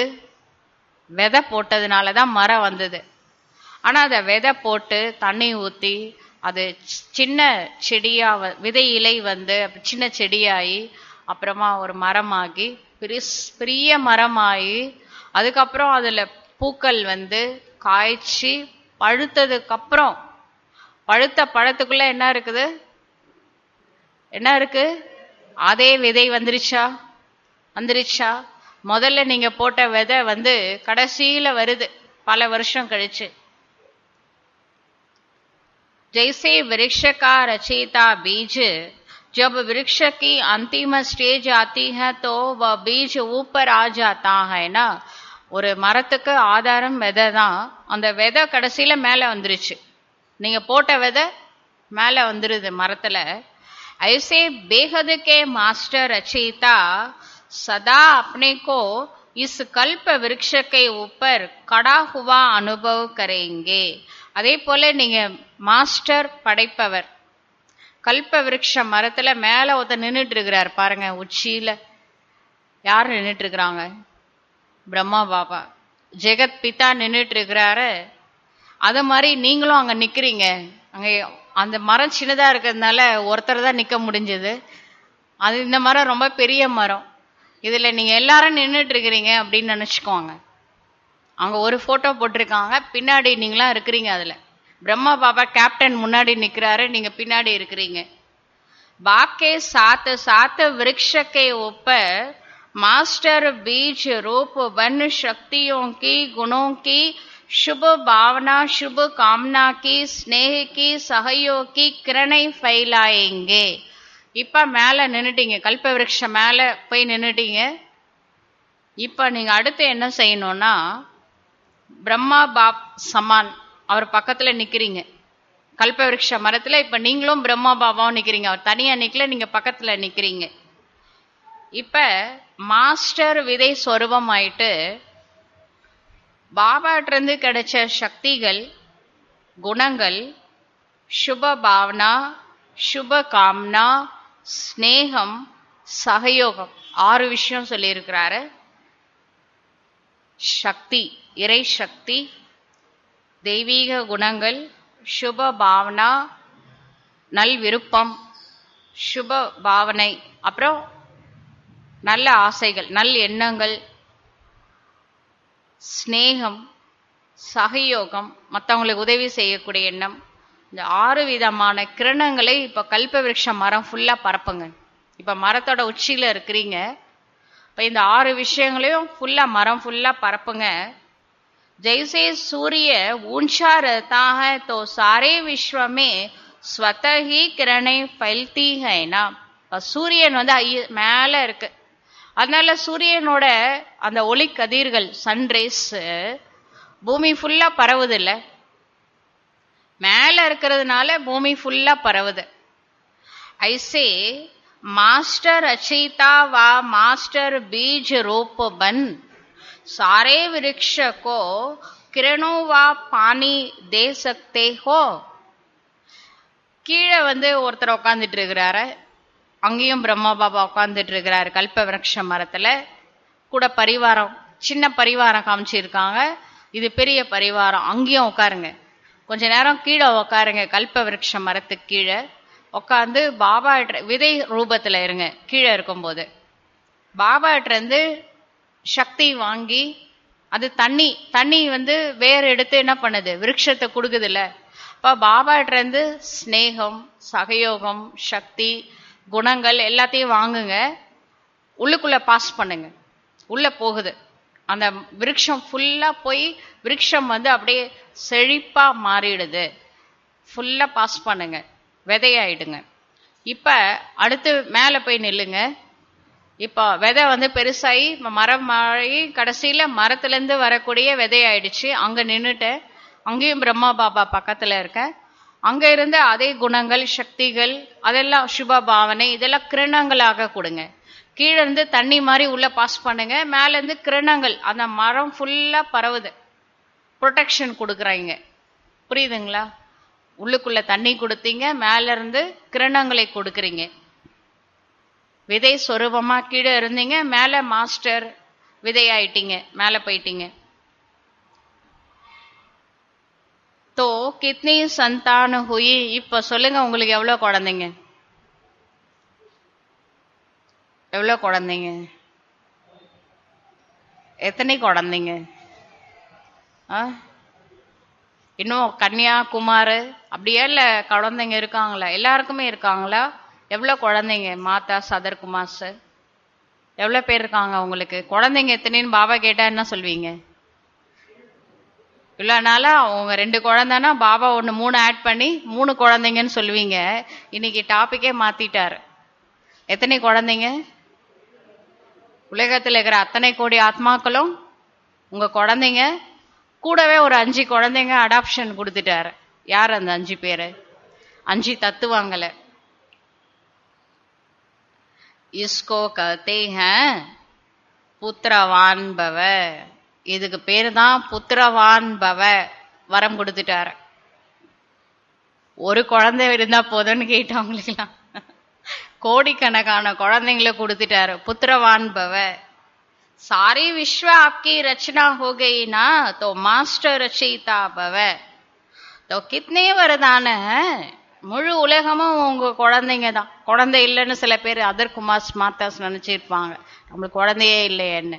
பாபா சொல்றாரு, உலகமே உங்க குழந்தைங்க தான் அப்படின்னு நினைச்சுக்கோங்க. புத்திரவான் பவ, சந்தான், மாஸ்டர் ரச்சயிதா பவ. எவ்வளோ வரம் கொடுத்துட்டாரு இன்னைக்கு. ஏகப்பட்ட வரங்களால நிறைச்சி தள்ளுறாரு. तो कितने वरदान है?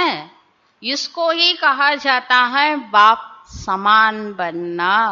இதுக்குதான் சொல்லப்படுகின்றது தந்தைக்கு சமமாக ஆவது. जन्मते ही ये सब वरदान हर एक ब्राह्मण आत्मा को बाप ने दे दिया है. என்னைக்கு பாபா குழந்தை ஆனீங்களோ அன்று இந்த அனைத்து வரதானங்களை ஒவ்வொரு பிராமண ஆத்மாக்களுக்கும் பாபா கொடுத்துட்டார். ஏற்கனவே கொடுத்துட்டாரு எல்லா வரதானங்களையும். வரதான மிலே ஹை நா வா அபி மில்னே ஹை. இப்ப பாபா கொடுத்த வரமெல்லாம் உங்களுக்கு கிடைச்சிருச்சா, இல்ல இன்னும் வரம் வேணுமா உங்களுக்கு? போதுமா, இன்னும் வேணுமான்னு கேக்குறாரு. போதுமா ब्लेसिंग्स? जब कोई भी वरदान किसी को मिलता है तो वरदान के साथ वरदान को कार्य में लगाने की विधि भी सुनाई जाती है. இப்ப யாருக்கு ஏதாவது ஒரு வரதானம் கிடைக்குது அப்படின்னா அந்த வரதானம் கிடைக்கும் கூடவே அதற்கான விதிமுறைகளையும் கூட சொல்ல வேண்டியதா இருக்கு. अगर ये विधि नहीं अपनाते तो वरदान का लाभ नहीं ले सकते. சிவன் அப்படின்னாலே வரம் கொடுக்கிறவர். தேவதைகளும் சிவன்கிட்ட யோகா பண்ணி வரம் வாங்கியிருப்பாங்க, இல்ல பிரம்மாவும் வரம் கொடுப்பாரு. இந்த 2 பேர் தான் வரம் கொடுக்குறாங்க. பக்தியில சில சமயம் இடகுடமா அசுரர்களுக்கு வரம் கொடுத்துட்டா அதுக்கப்புறம் விஷ்ணுவோட ரோல் இங்க வந்து பாட்டு பிளே பண்ண வேண்டியதா இருது அப்படின்லாம் கதை எழுதியிருக்காங்க. ஆனா வரம் கொடுக்கறது அவங்க 2 பேர் தான். சரிங்களா? அசுரர்களுக்கும் கொடுப்பாங்க, தேவதைகளுக்கும் கொடுப்பாங்க. பஞ்சம் இல்லாம வரம் கொடுத்துருவாங்க. அது மாதிரி சிவாபா இப்ப எல்லாருக்கும் வரத்தை பொழிஞ்சு தள்ளிட்டாரு, எல்லாருக்கும் கொடுத்துட்டாரு. இப்ப இத விதிபூர்வமா யூஸ் பண்றவங்க தேவதை ஆயிடலாம். வரம் கொடுக்கறது பெருசு இல்ல, அது விதிபூர்வமா என்ன பண்ணணும், யூஸ் பண்ணணும்.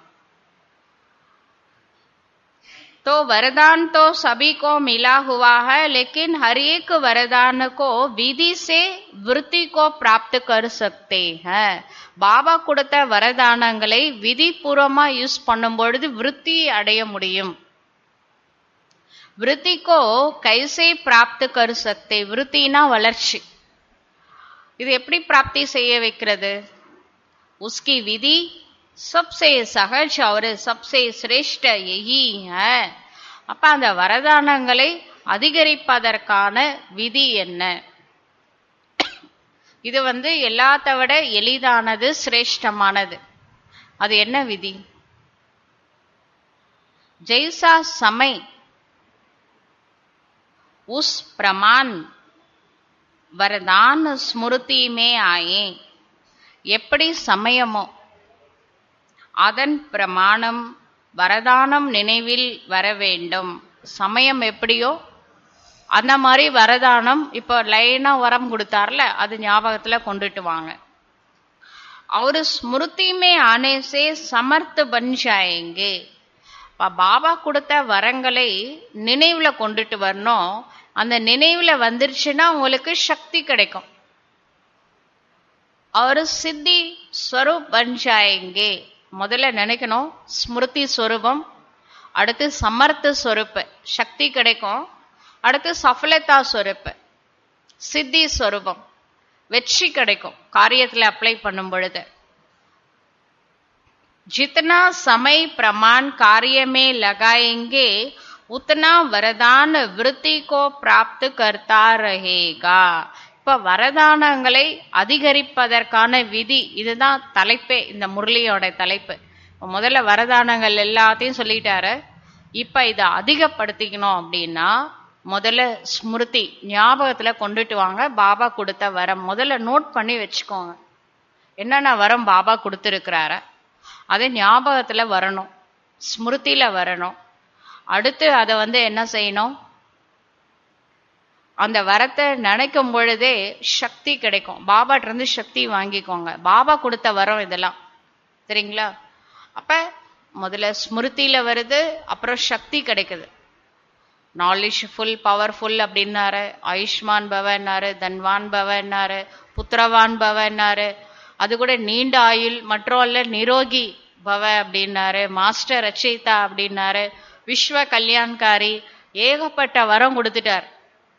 இந்த வரத்தை நினைக்க அந்தந்த டைமுக்கு அந்தந்த வரத்தை ஞாபகப்படுத்துங்க. ஞாபகப்படுத்தி பாபாட்ட இருந்து அந்த சக்தி வாங்கிக்கோங்க, பவர்ஃபுல்லா இருங்க. அதுக்கப்புறம் காரியத்துல யூஸ் பண்ணுங்க. சமயம் அனுசாரம் அந்த வரத்தை காரியத்துல உபயோகம் செய்யும் பொழுது அந்த உங்களுக்கு கொடுத்த வரம் அதிகரிக்கும். உத்தனா வரதான் விருத்திக்கோ பிராப்து ரஹேகா. இதுதான் விதி. சமயத்துல யூஸ் பண்ணிடுங்க வரத்தை. அப்ப உங்களுக்கு கொடுக்கப்பட்ட வரம் அதிகரிக்கும். அர்த்தார்த்து சதா வரதான் கா ஃபல் அனுபவ கர்த்தே ரஹேங்கே. இதனுடைய அர்த்தம் வந்து சதா வரதானத்தினுடைய பலனை நீங்க வந்து அனுபவம் செய்வீங்க. इतने श्रेष्ठ शक्तिशाली वरदान मिले हुए हैं, ना सिर्फ अपने प्रति कार्य में लगाएं फल प्राप्त कर सकते हो, लेकिन अन्य आत्माओं को भी वरदाता बाप से वरदान प्राप्त कराने के योग्य बना सकते हो. இப்ப பாபாட்ட இருந்து இவ்வளோ சிரேஷ்டமான சக்திசாலியான வரதானம் உங்களுக்கு இப்ப பிராப்தி ஆயிருக்கு, கிடைச்சிருக்குல்ல, கிடைச்சிருக்கு. இதை வந்து உங்களுக்கு மட்டும் யூஸ் பண்ணாதீங்க, உங்களுக்கு யூஸ் பண்ணுங்க முதல்ல. அதுக்கப்புறமா அதனுடைய பலன் இருக்கே, फल प्राप्त कर सकते हो, लेकिन अन्य आत्माओं को भी वरदाता बाप से वरदान प्राप्त कराने की योग्य बना सकते हो. மற்றவங்கள கூட இந்த மாதிரி உங்களுக்கு கிடைச்ச வரத்தை அப்ளை பண்ணதுனால உங்களோட லைஃப்ல எவ்வளோ விஷயங்களை நீங்க ஃபேஸ் பண்ணி கூட அத்தீந்திரிய சுகத்துல இருக்கிறீங்க. இந்த விஷயத்த பார்த்து 4 பேர் உங்களை வந்து கேட்டா அவங்களுக்கு பாபாவோடைய கனெக்ஷன்ல கொண்டுட்டு வாங்க, அவங்களோட லைஃப்லயும் மாற்றம் கொண்டுட்டு வரட்டும், உங்களால பல பேருக்கு நன்மை ஏற்படட்டும். ये संगम युग का वरदान 21 जन्म भिन्न रूप से साथ में रहता है. இந்த சங்கம யுகத்துல கொடுத்த வரதானம் தான், ஆனா 21 பர்த் உங்க கூட வரப்போகுது. சத்தியுகம் திரேதாயுகத்துல கண்டினியூ ஆகும். ஏன்னா லக்ஷ்மி நாராயண் அந்த ஃபேமிலி எப்படி பார்த்துக்கிட்டாங்க, தன்னுடைய குழந்தைங்களா தான் பார்த்துக்கிட்டாங்க. பிரஜைகளை உலகமே தன்னுடைய குழந்தைங்களா தான் பார்த்துக்கிட்டாங்க. பின்னாடி யூஸ் ஆகும் அவங்களுக்கு. நம்மளுக்கு 2 குழந்தைங்க தான் இருக்கிறாங்க, அவங்கள மட்டும் பார்த்துக்கணும்னு அவர் நினைக்க மாட்டார் ஸ்ரீ நாராயண். அந்த எல்லாருமே தன்னுடைய குழந்தைங்கள. அது மட்டும் இல்ல, பக்தி மார்க்கத்துல கூட என்ன பண்ணிட்டு இருக்கிறாரு யோசிச்சு பாருங்க. பெருமாள் கோவிலுக்கு போனா, திருப்பதி போனா திருப்பம் வரும்னா எப்படி வருது? தன்னுடைய குழந்தையா நினைச்சு கொடுக்குறாருல சக்தி. பாபா கொடுக்குறாரு, அது வேற விஷயம். சிலை யாரோடையது? அப்ப கண்டினியூவா ஆகுது இல்ல அந்த ரெண்டு யுகம். அதுக்கப்புறம் ஜட சித்திரம் கூட கொடுக்குது. இந்த ஒரு சங்கம யுகத்தோட வரதானம் எல்லாருமே புத்திரவான் பவனை அக்செப்ட் பண்ணிட்டவங்க அம்மன் சிலையா போய் உட்கார்றாங்க. அவங்க தன்னுடைய குழந்தைய தானே பாக்குறாங்க, அந்த தேவி இல்ல அம்மான்னு தானே கூப்பிடுறாங்க. அப்ப அந்த சன்ஸ்காரத்தை எமர்ஜ் பண்ணுங்க. இப்ப பண்ணாதான் சத்தியுகம் திரேதாயுகத்திலிருந்து அப்புறம் பக்தி மார்க்கம் வரைக்கும் உங்களுக்கு கண்டினியூ ஆகும். இப்பவே எமர்ஜ் பண்ணிடுங்க. ये संगम का रूप अलग है और 21 जन्म यही वरदान जीवन के हिसाब से चलता रहता है. இந்த சங்கமயுகத்துல எப்படி தனிப்பட்டதா இருக்குன்னு புரிய வச்சுட்டாரு. அப்புறமாவும் கண்டினியூ ஆக போகுது. இந்த வரதானம் எல்லாமே வேஸ்ட் ஆகாது. கடவுள் கொடுத்தது, அழிவற்ற இறைவன் கொடுத்த வரதானங்களுக்கு அழிவே கிடையாது. लेकिन ஆனால் वरदाता और वरदान प्राप्त होने का समय अभी है. ஆனா இந்த வரதானங்களை பிராப்தி செய்வதற்கும் வரம் கொடுக்கும் வல்லலையே அடைவதற்கும் ஏற்ற சமயம் இப்பதான். तो ये चेक करो कि सर्व वरदान कार्य में लगाते सहज आगे बढ़ रहे हो. இப்ப நீங்க செக் பண்ணுங்க. பாபா சொன்ன வரத்தெல்லாம் ஒரு பேப்பர்ல நோட்ல எழுதி வச்சுக்கிட்டு இதெல்லாம் நான் அப்ளை பண்றேன்னா செக் பண்ணுங்க. அட்லீஸ்ட் ஒரு வாரமாவது செக் பண்ணுங்க. ये वरदान की विशेषता है कि वरदानी को कभी मेहनत नहीं करनी पड़ती. இந்த வரதானத்தோட விசேஷதா என்னன்னா, யார் இந்த வரதானங்களை பிராப்தி செஞ்சாங்களோ அவங்க கடின உழைப்பு செய்ய வேண்டிய அவசியமே கிடையாது. जब भक्त आत्माएं भी मेहनत कर तक जाती हैं तो बाप से वरदान ही मांगती हैं. இப்போ பக்த ஆத்மாக்கள் பக்தி செய்து செய்து களைப்பு ஏற்பட்டதுக்கு அப்புறம் பாபா கிட்ட வந்து என்ன கேட்குறாங்க? உங்களோட பிளெஸிங்ஸ் கொடுங்க, ஆசீர்வாதம் கொடுங்க, வரம் கொடுங்க, அப்படிதானே கேட்குறாங்க. आपके पास भी जब लोग आते हैं योग लगाने की मेहनत नहीं करने चाहते तो क्या भाषा बोलते हैं? पर புதுசா பிகேஸ் வராங்க, நான்-பிகேஸ் வராங்க. சிலர் வந்து கோர்ஸ்லாம் கேட்டு யோகா பண்ணி பாபாவோட டைரக்டர் சம்பந்தம் வச்சு சக்தி வாங்குற பவர்ஃபுல்லா இருக்கிறாங்க. ஒரு சிலர் சொல்றாங்க எங்களால் அதெல்லாம் முடியாதுங்க, எங்களுக்கு வந்து இப்ப இம்மிடியட்டா எங்களுக்கு வந்து அமைதி வேணும், அதை கொடுங்கன்னு கேட்குறாங்க. இப்ப வரக்கூடிய புதுசா வர்றவங்க எங்களுக்கு இம்மிடியட்டா மனசுக்கு நிம்மதி வேணும், அது உங்களால கொடுக்க முடியுமா அப்படின்னு கேட்குறாங்க. कहते हैं सिर्फ हमें वरदान दे दो, माथे पर हाथ रख लो. இனிமே வரப்போறாங்க அந்த குரூப். நீங்க எங்க தலை மேல கை வச்சிடுங்க போதும், ஒரு 2 வரம், ஒரு 2 வார்த்தை சொல்லுங்க, நான் போயிடுறேன். இப்ப கூட நம்ம சில விஐபிஸ்லாம் கூட்டிட்டு தாதியை கூப்பிட்டு சந்திக்க போனா தாதி வந்து தலை மேல கை வைக்க சொல்றாங்க. அவங்க விஐபிஸ், அவங்களுக்கு அது போதும். தாதியும் அப்படி தலை மேல கை வைக்கிறாங்க, ஒரு 2 பிளெஸிங்ஸ் சொல்லுங்க, 2 வார்த்தை சொல்றாங்க, அது திருப்தியா போறாங்க, டோலி வாங்கிட்டு கிளம்புறாங்க. தாதியோட ஸ்டேஜ் அடுத்து இங்க நம்மளுக்குலாம் வரும் போல இருக்குது, லாஸ்ட் ஸ்டேஜ்ல. உங்களுடைய பிளெஸிங்ஸ் ஒரு 2 வார்த்தை வரதானமா, நல்ல வார்த்தையா 2 வார்த்தை, இதுக்காக ஒரு கியூ வரப்போகுது. புரியுதுங்களா? இன்னும் போக போக திருஷ்டி மட்டும்தான் வாங்க வர போறாங்க, அதெல்லாம் வேற இருக்கு, நிறைய விஷயம் இனிமேதான் நடக்க போகுது. முக்கியமான ஸ்டேஜ்ல நாம இருக்கிறோம். आप ब्राह्मण बच्चों के ऊपर वरदाता बाप का हाथ सदा है. மத்தவங்க மேல கை வைக்கணும், அவங்களுக்கு அதனால பவர் கிடைக்குது அப்படின்னா உங்க தலை மேல ஒருத்தர் கை வச்சிட்டு இருக்கிறாரா தெரியுமா? தெரியுமா? அந்த கைய கண்ணில் பார்க்க முடியாது. இறைவனோடைய பிளெஸிங்ஸ் உங்க மேல சதா இருக்கு. பாபா உங்க தலை மேல தன்னுடைய வலது கரத்தை வச்சு ப்ரொடெக்ஷன் பண்ணிக்கிட்டே தான் இருக்கிறாரு. உங்களை யாரும் ஒன்றும் பண்ணிட முடியாது. பாபாவுடைய ப்ரொடெக்ஷன்ல நீங்க இருக்கிறீங்க, அவரோட கை உங்க தலை மேல இருக்கு, கண்ணில் பார்க்க முடியாது. சிரேஷ்ட மத் ஹி ஹாத் ஹை, இது வேற ஒன்றும் இல்லை. நீங்க பாபாவுடைய நியமப்படி நடந்தா இந்த ப்ரொடெக்ஷன் உங்களுக்கு சதா இருக்கும். ஈஸ்வரிய நியமங்கள் தான் இறைவனுடைய கைன்னு நினைச்சுக்கோங்க. ஸ்தூல் ஹாத்து தோ 24 घंटे नहीं रखेंगेனா, இப்ப ஸ்தூலமான கை வச்சா கூட 24 மணி நேரம் வச்சுட்டு இருக்க முடியுமா? முடியாது. ये बाप के श्रेष्ठ मत का वरदान रूपी हाथ सदा बच्चों के ऊपर है. நீங்க பாபாவுடைய ஈஸ்வரிய நியமப்படி நடந்தா 24 hours பாபா உங்களுக்கு ப்ரொடெக்ஷன் கொடுத்துட்டு இருப்பாரு. நீங்க டீப் ஸ்லீப்ல இருக்கிறீங்க, அப்பா கூட பாபா உங்களுக்கு என்ன பண்ணிட்டு இருக்கிறாரு? ப்ரொடெக்ஷன் கொடுத்துட்டே தான் இருக்கிறாரு. பிரம்மா பாபா கொலை செய்யறதுக்காக ஒரு ஆள் வந்தாரு, 2 மணி அப்ப டைம். பாபா எழுந்து ஆக்சுவலா உட்காந்து யோகா பண்ணிட்டு இருக்கிறாரு. ஆனா பின்னாடி இருந்து வந்தார் அந்த ஆளு. பாபா வந்து அவரை பார்க்கவே இல்லை. ஆனா அவருக்கு பிரம்மா பாபாவுடைய பேக் தான் இருக்கு. ஆனா அவருக்கு என்ன காட்சி கிடைச்சதுன்னா குருநானக்கோட காட்சி கிடைச்சது. இது யாரு பண்ணாங்க? குருநானக் பார்த்ததுனாலதான் அவர் அந்த சிங்கு, அவர் ஆக்சுவலா அவர் கையில இருந்து அந்த வால்ல வந்து கீழே போட்டார். அப்படியே காலில் விழுந்து சாஷ்டாங்கமா விழுந்தார். அது வரைக்கும் அவர் பின்னாடி தான் நின்று, அவர் முதுகு தான் இருக்கு ஆக்சுவலா, ஃப்ரண்ட்ல அந்த சைடு திரும்பி யோகா பண்ணிட்டு இருக்கிறாரு. அப்புறமா தான் திரும்பியே பார்க்கிறாரு, சத்தம் கேட்டுதான். அது யாரோட ப்ரொடெக்ஷனு? யாரு ப்ரொடெக்ஷன் பண்ணாங்க?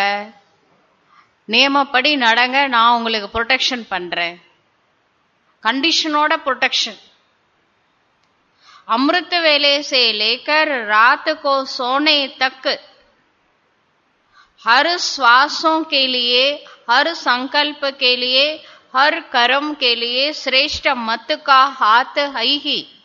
காலையில அமிர்த வேலை எழுந்ததுல இருந்து நைட்டு நீங்க தூங்க போற வரைக்கும் ஒவ்வொரு சுவாசத்தை எப்படி இழுக்கணும், எப்படி விடணும், ஒவ்வொரு சங்கல்பம் எப்படி இருக்கணும், ஒவ்வொரு செயல் எப்படி இருக்கணும். இப்ப சிரேஷ்டமான மத்து ஸ்ரீமத் கொடுத்துட்டாரு. இதுதான் என்னுடைய கை, நீங்க ஸ்ரீமத் படி நடந்தா என்னுடைய ப்ரொடெக்ஷன் உங்களுக்கு இருந்துகிட்டே இருக்கு. எப்பத்துல இருந்து? அமிர்த வேலையிலிருந்து நைட்டு வரைக்கும் ஒவ்வொரு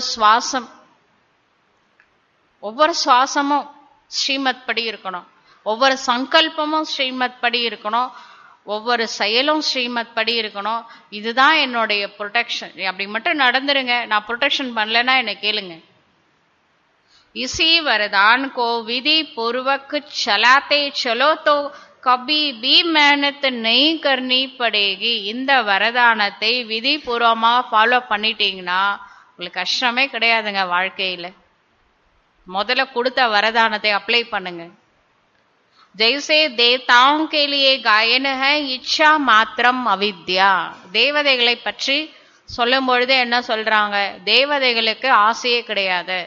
ஆசை என்றால் என்னவென்றே அறியாத ஸ்டேஜில் இருந்தாங்க தேவதைகள். यह फरिश्ता जीवन की विशेषता.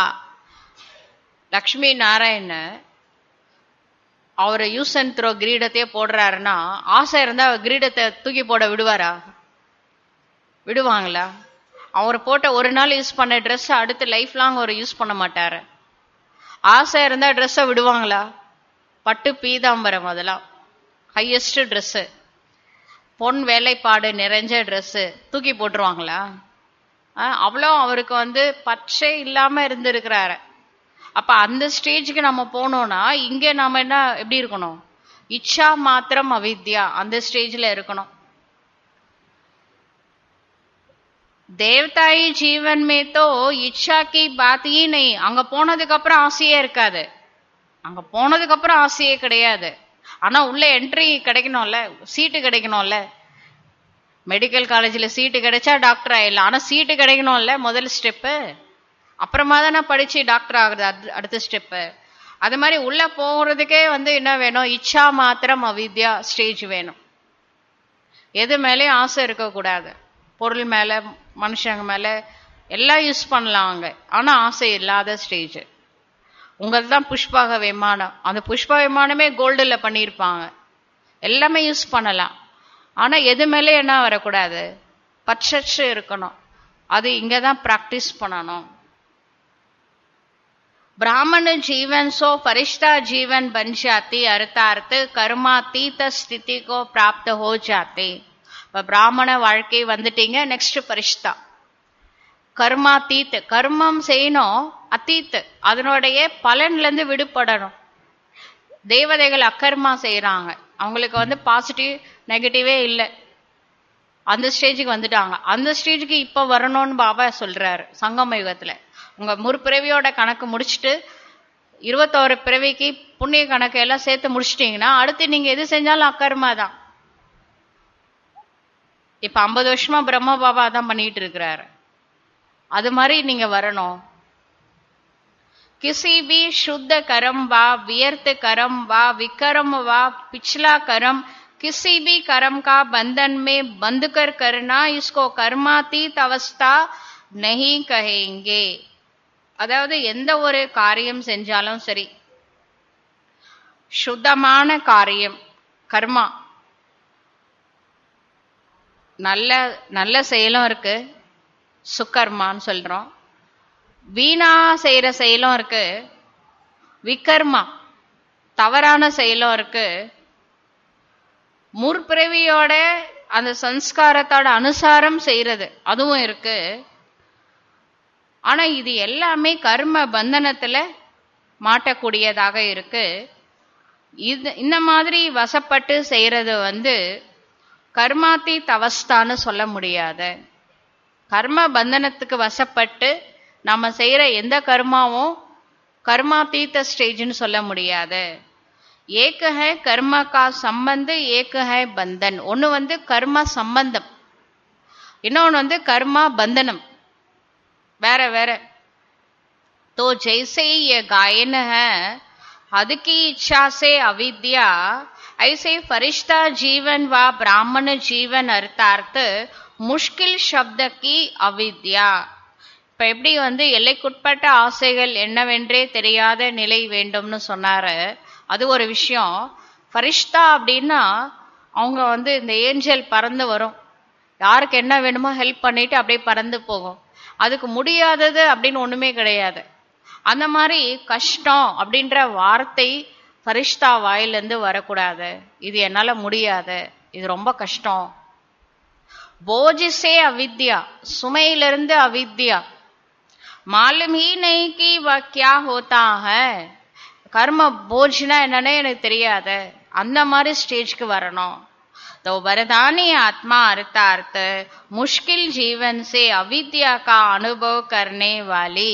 அதனால வரதானி வாழ்க்கை, வரதானி ஆத்மா அப்படின்னா இப்ப எல்லா வரதானமும் உங்களுக்கு பிராப்தி அடைஞ்சிட்டீங்க அப்படின்னா என்ன அர்த்தம்னா, கஷ்டமான வாழ்க்கைன்னா என்னன்னே தெரியக்கூடாது. வாழ்க்கையில கஷ்டம்னா என்னன்னே தெரியக்கூடாது. इसको कहा जाता है वरदानी आत्मा. அப்படிப்பட்டவங்கள தான் वरदानी आत्माன்னு சொல்ல முடியும். तो बाप समान बनना अर्थार्थ सदा वरदाता से प्राप्त हुए वरदानों से पलना. அதனால பாப் சமான் அப்படின்னா பாபாட்ட இருந்து என்னெல்லாம் வரதானம் கிடைச்சதோ அந்த வரதானத்தோட நீங்க வளரணும். சதா நிश्चित विजय अनुभव करना. எதை பத்தியும் கவலைப்படாதீங்க, யாரை பத்தியும் கவலைப்படாதீங்க, நான் இருக்கிறேன். எதை பத்தியுமே கவலைப்படாதீங்க. அதே சமயம் நம்பிக்கை பாபா மேல வைங்க. நிश्चिंत வாழ்க்கை வாழுங்க. எது நடந்தாலும் நல்லதுக்கு தான், நான் பாத்துக்கிறேன் அப்படின்றார். கை வச்சே புருஷார்த்தோ बहुत अच्छा करते. சில குழந்தைங்க फर्स्ट क्लास முயற்சி பண்றாங்க, लेकिन पुरुषार्थ का बोझ अनुभव होना ये यथार्थ पुरुषार्थ नहीं है. ஆனா புருஷார்த்தம் பண்றதே ஒரு சுமையாயிடுது சிலருக்குலாம். காலையில எழுந்து அமிர்த வேலை பண்ணணும், முதல் முயற்சி அது.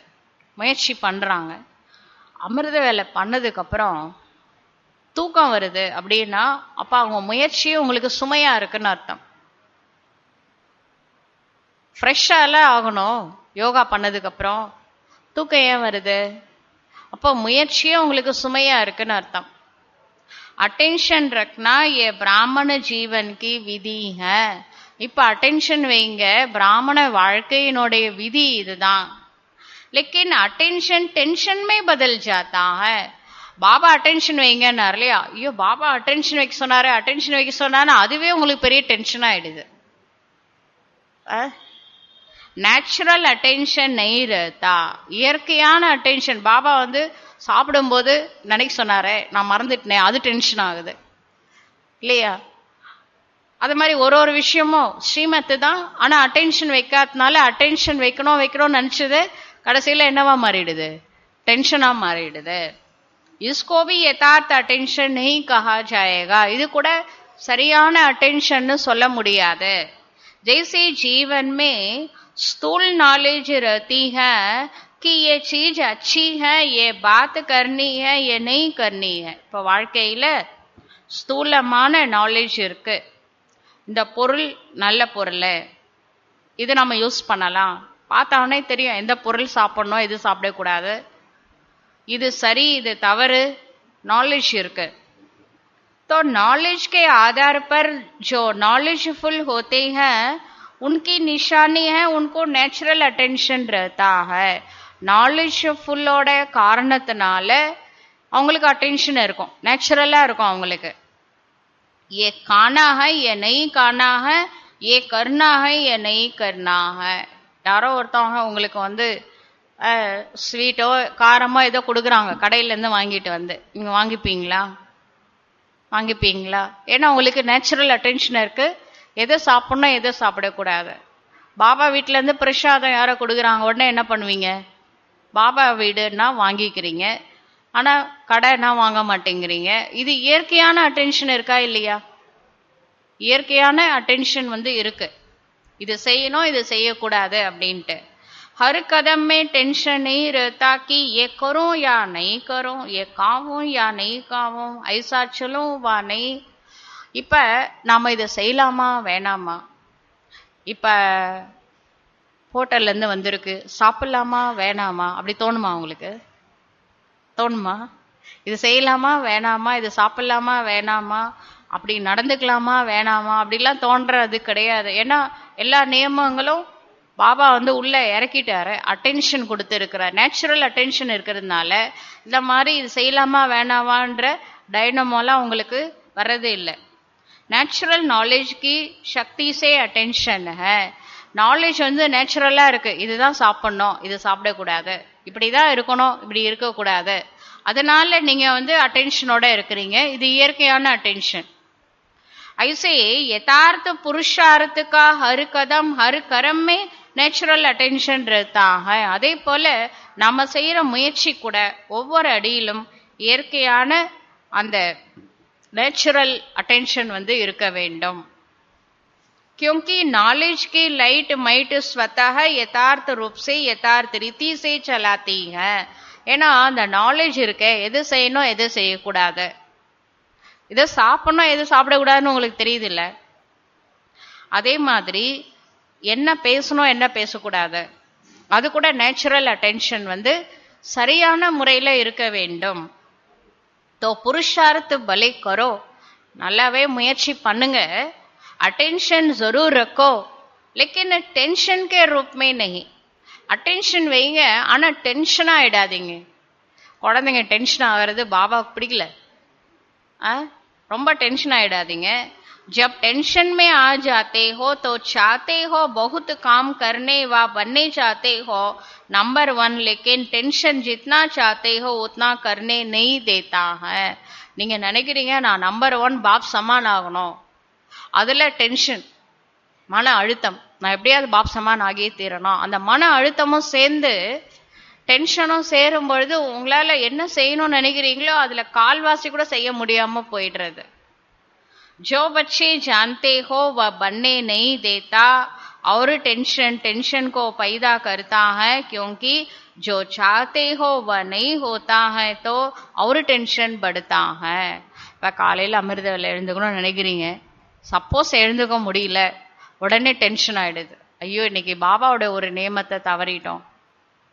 அந்த டென்ஷன் என்ன ஆகுது அப்படின்னா, சில பேர் வந்து அதே யோசிச்சு அடுத்த என்ன செய்யணும், கிளாஸ் கேட்கணும்ல, அதை மிஸ் பண்றாங்க. அப்புறம் ஐயோ நான் கிளாஸ் கேட்கலையே அப்படின்னு அது ஒரு டென்ஷன் அதிகமாகுது. ஏற்கனவே ஒரு டென்ஷனு நியமப்படி நடக்கிறதுல தான், புருஷார்த்தத்துல தான், அதை மிஸ் பண்ணதுனால அப்புறமா அடுத்து கிளாஸ் மிஸ் ஆயிடுச்சு, அப்புறம் கர்ம யோகா மிஸ் ஆயிடுச்சு. அப்படி லைனா டென்ஷன் அதிகம் தான் ஆயிட்டு இருக்குது. அப்பவே ஒரு டென்ஷனை குறைச்சிட்டீங்க, கட் பண்ணிட்டீங்கன்னா அடுத்த டென்ஷன்ல போயிருக்க மாட்டீங்க. சரி பாஸ்ட் இஸ் பாஸ்ட், இன்னைக்கு நம்ம செய்யல, ஆனா நாளையில இருந்து செய்யலாம், அடுத்து என்ன செய்யணும் நெக்ஸ்ட்டுக்கு போயிட்டு இருந்தீங்கன்னா அந்த ஒரு டென்ஷனோட நிறுத்தி இருக்கலாம். இது டெவலப் ஆயிடுச்சு, ஒரு டென்ஷன் இன்னொரு டென்ஷனை கொண்டு வந்து சேர்த்துருச்சு. तो पुरुषार्थ सभी करते हो, लेकिन कोई ज्यादा पुरुषार्थ को बारी कर देते और कोई फिर बिल्कुल अलबेले हो जाते. எல்லாருமே முயற்சியாளர்கள் தான், ஆனா அதுல வந்து ஒரு சிலர் வந்து அதிகமான முயற்சி பண்ணி அந்த முயற்சியே பாரம் ஆயிடுது. ஒரு சிலர் டோன்ட் கேர், அமிர்தவில் எழுந்துக்கலன்னா பரவாயில்ல, கிளாஸ் கேட்கலன்னா அதை பத்தியும் கவலை இல்லை, எதை பத்தியும் கவலை இல்லை, அப்படி ஒரு கண்டிஷன்ல இருக்கிறாங்க.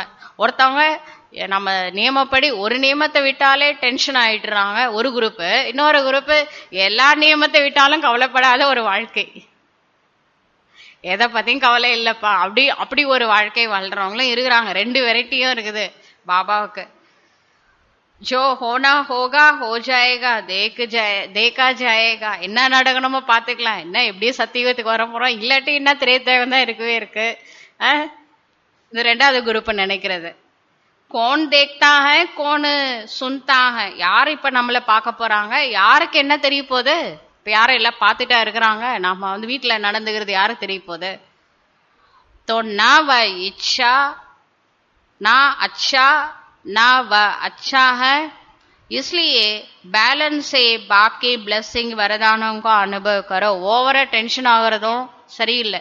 சரி ஒரு நாள் ஒரு நியமத்தை மிஸ் பண்ணா என்ன, நானே கண்டுக்கல, நீங்க விட்டுருங்க பரவாயில்ல, அடுத்தது ட்ரை பண்ணுங்க, இன்னைக்கு இல்லைன்னா நாளைக்கு ட்ரை பண்ணுங்க. பாபா வந்து ஃப்ரீடம் கொடுக்குறார். அதுக்காக டோட்டலா கேர்லெஸ்ஸா இருக்கிறது, எதையுமே ஃபாலோ பண்ணாம அது ஒரு டென்ஷனும் ஆகிறது இல்லை, பயமே இல்லை, ஸ்ரீமத் படி நடக்கணும்னு கவலையும் இல்லை, அப்படியும் ஓவராவும் இருக்கக்கூடாது. அது ஓவரா டென்ஷன், ஒன்று மிஸ் பண்ணா கூட அப்படி டென்ஷன் ஆகுறது. ஐயோ இன்னைக்கு வந்து மார்னிங் டிஃபன் சாப்பிட்டேன், அதுல வந்து ஒரு 10 வாய் சாப்பிட்டேன், அதுல ஒரு வாய் மட்டும் தான் பாபாவை நினைச்சேன், 9 வாய் நினைக்கவே இல்லையே அப்படின்னு ஒரு குரூப் இருக்கிறாங்க. எப்பவுமே நினைக்கிறது இல்லை, அதை பத்தி கவலைப்படுறதும் இல்லை. இப்படியும் ஓவரா இருக்கக்கூடாது, இப்படி ஒரு சின்ன சின்ன விஷயத்துக்கெல்லாம் டென்ஷனும் ஆகக்கூடாது. சரிங்களா? நம்ம சதா பாப் கா ஹாத் மேரே ஊப்பர் ஹை.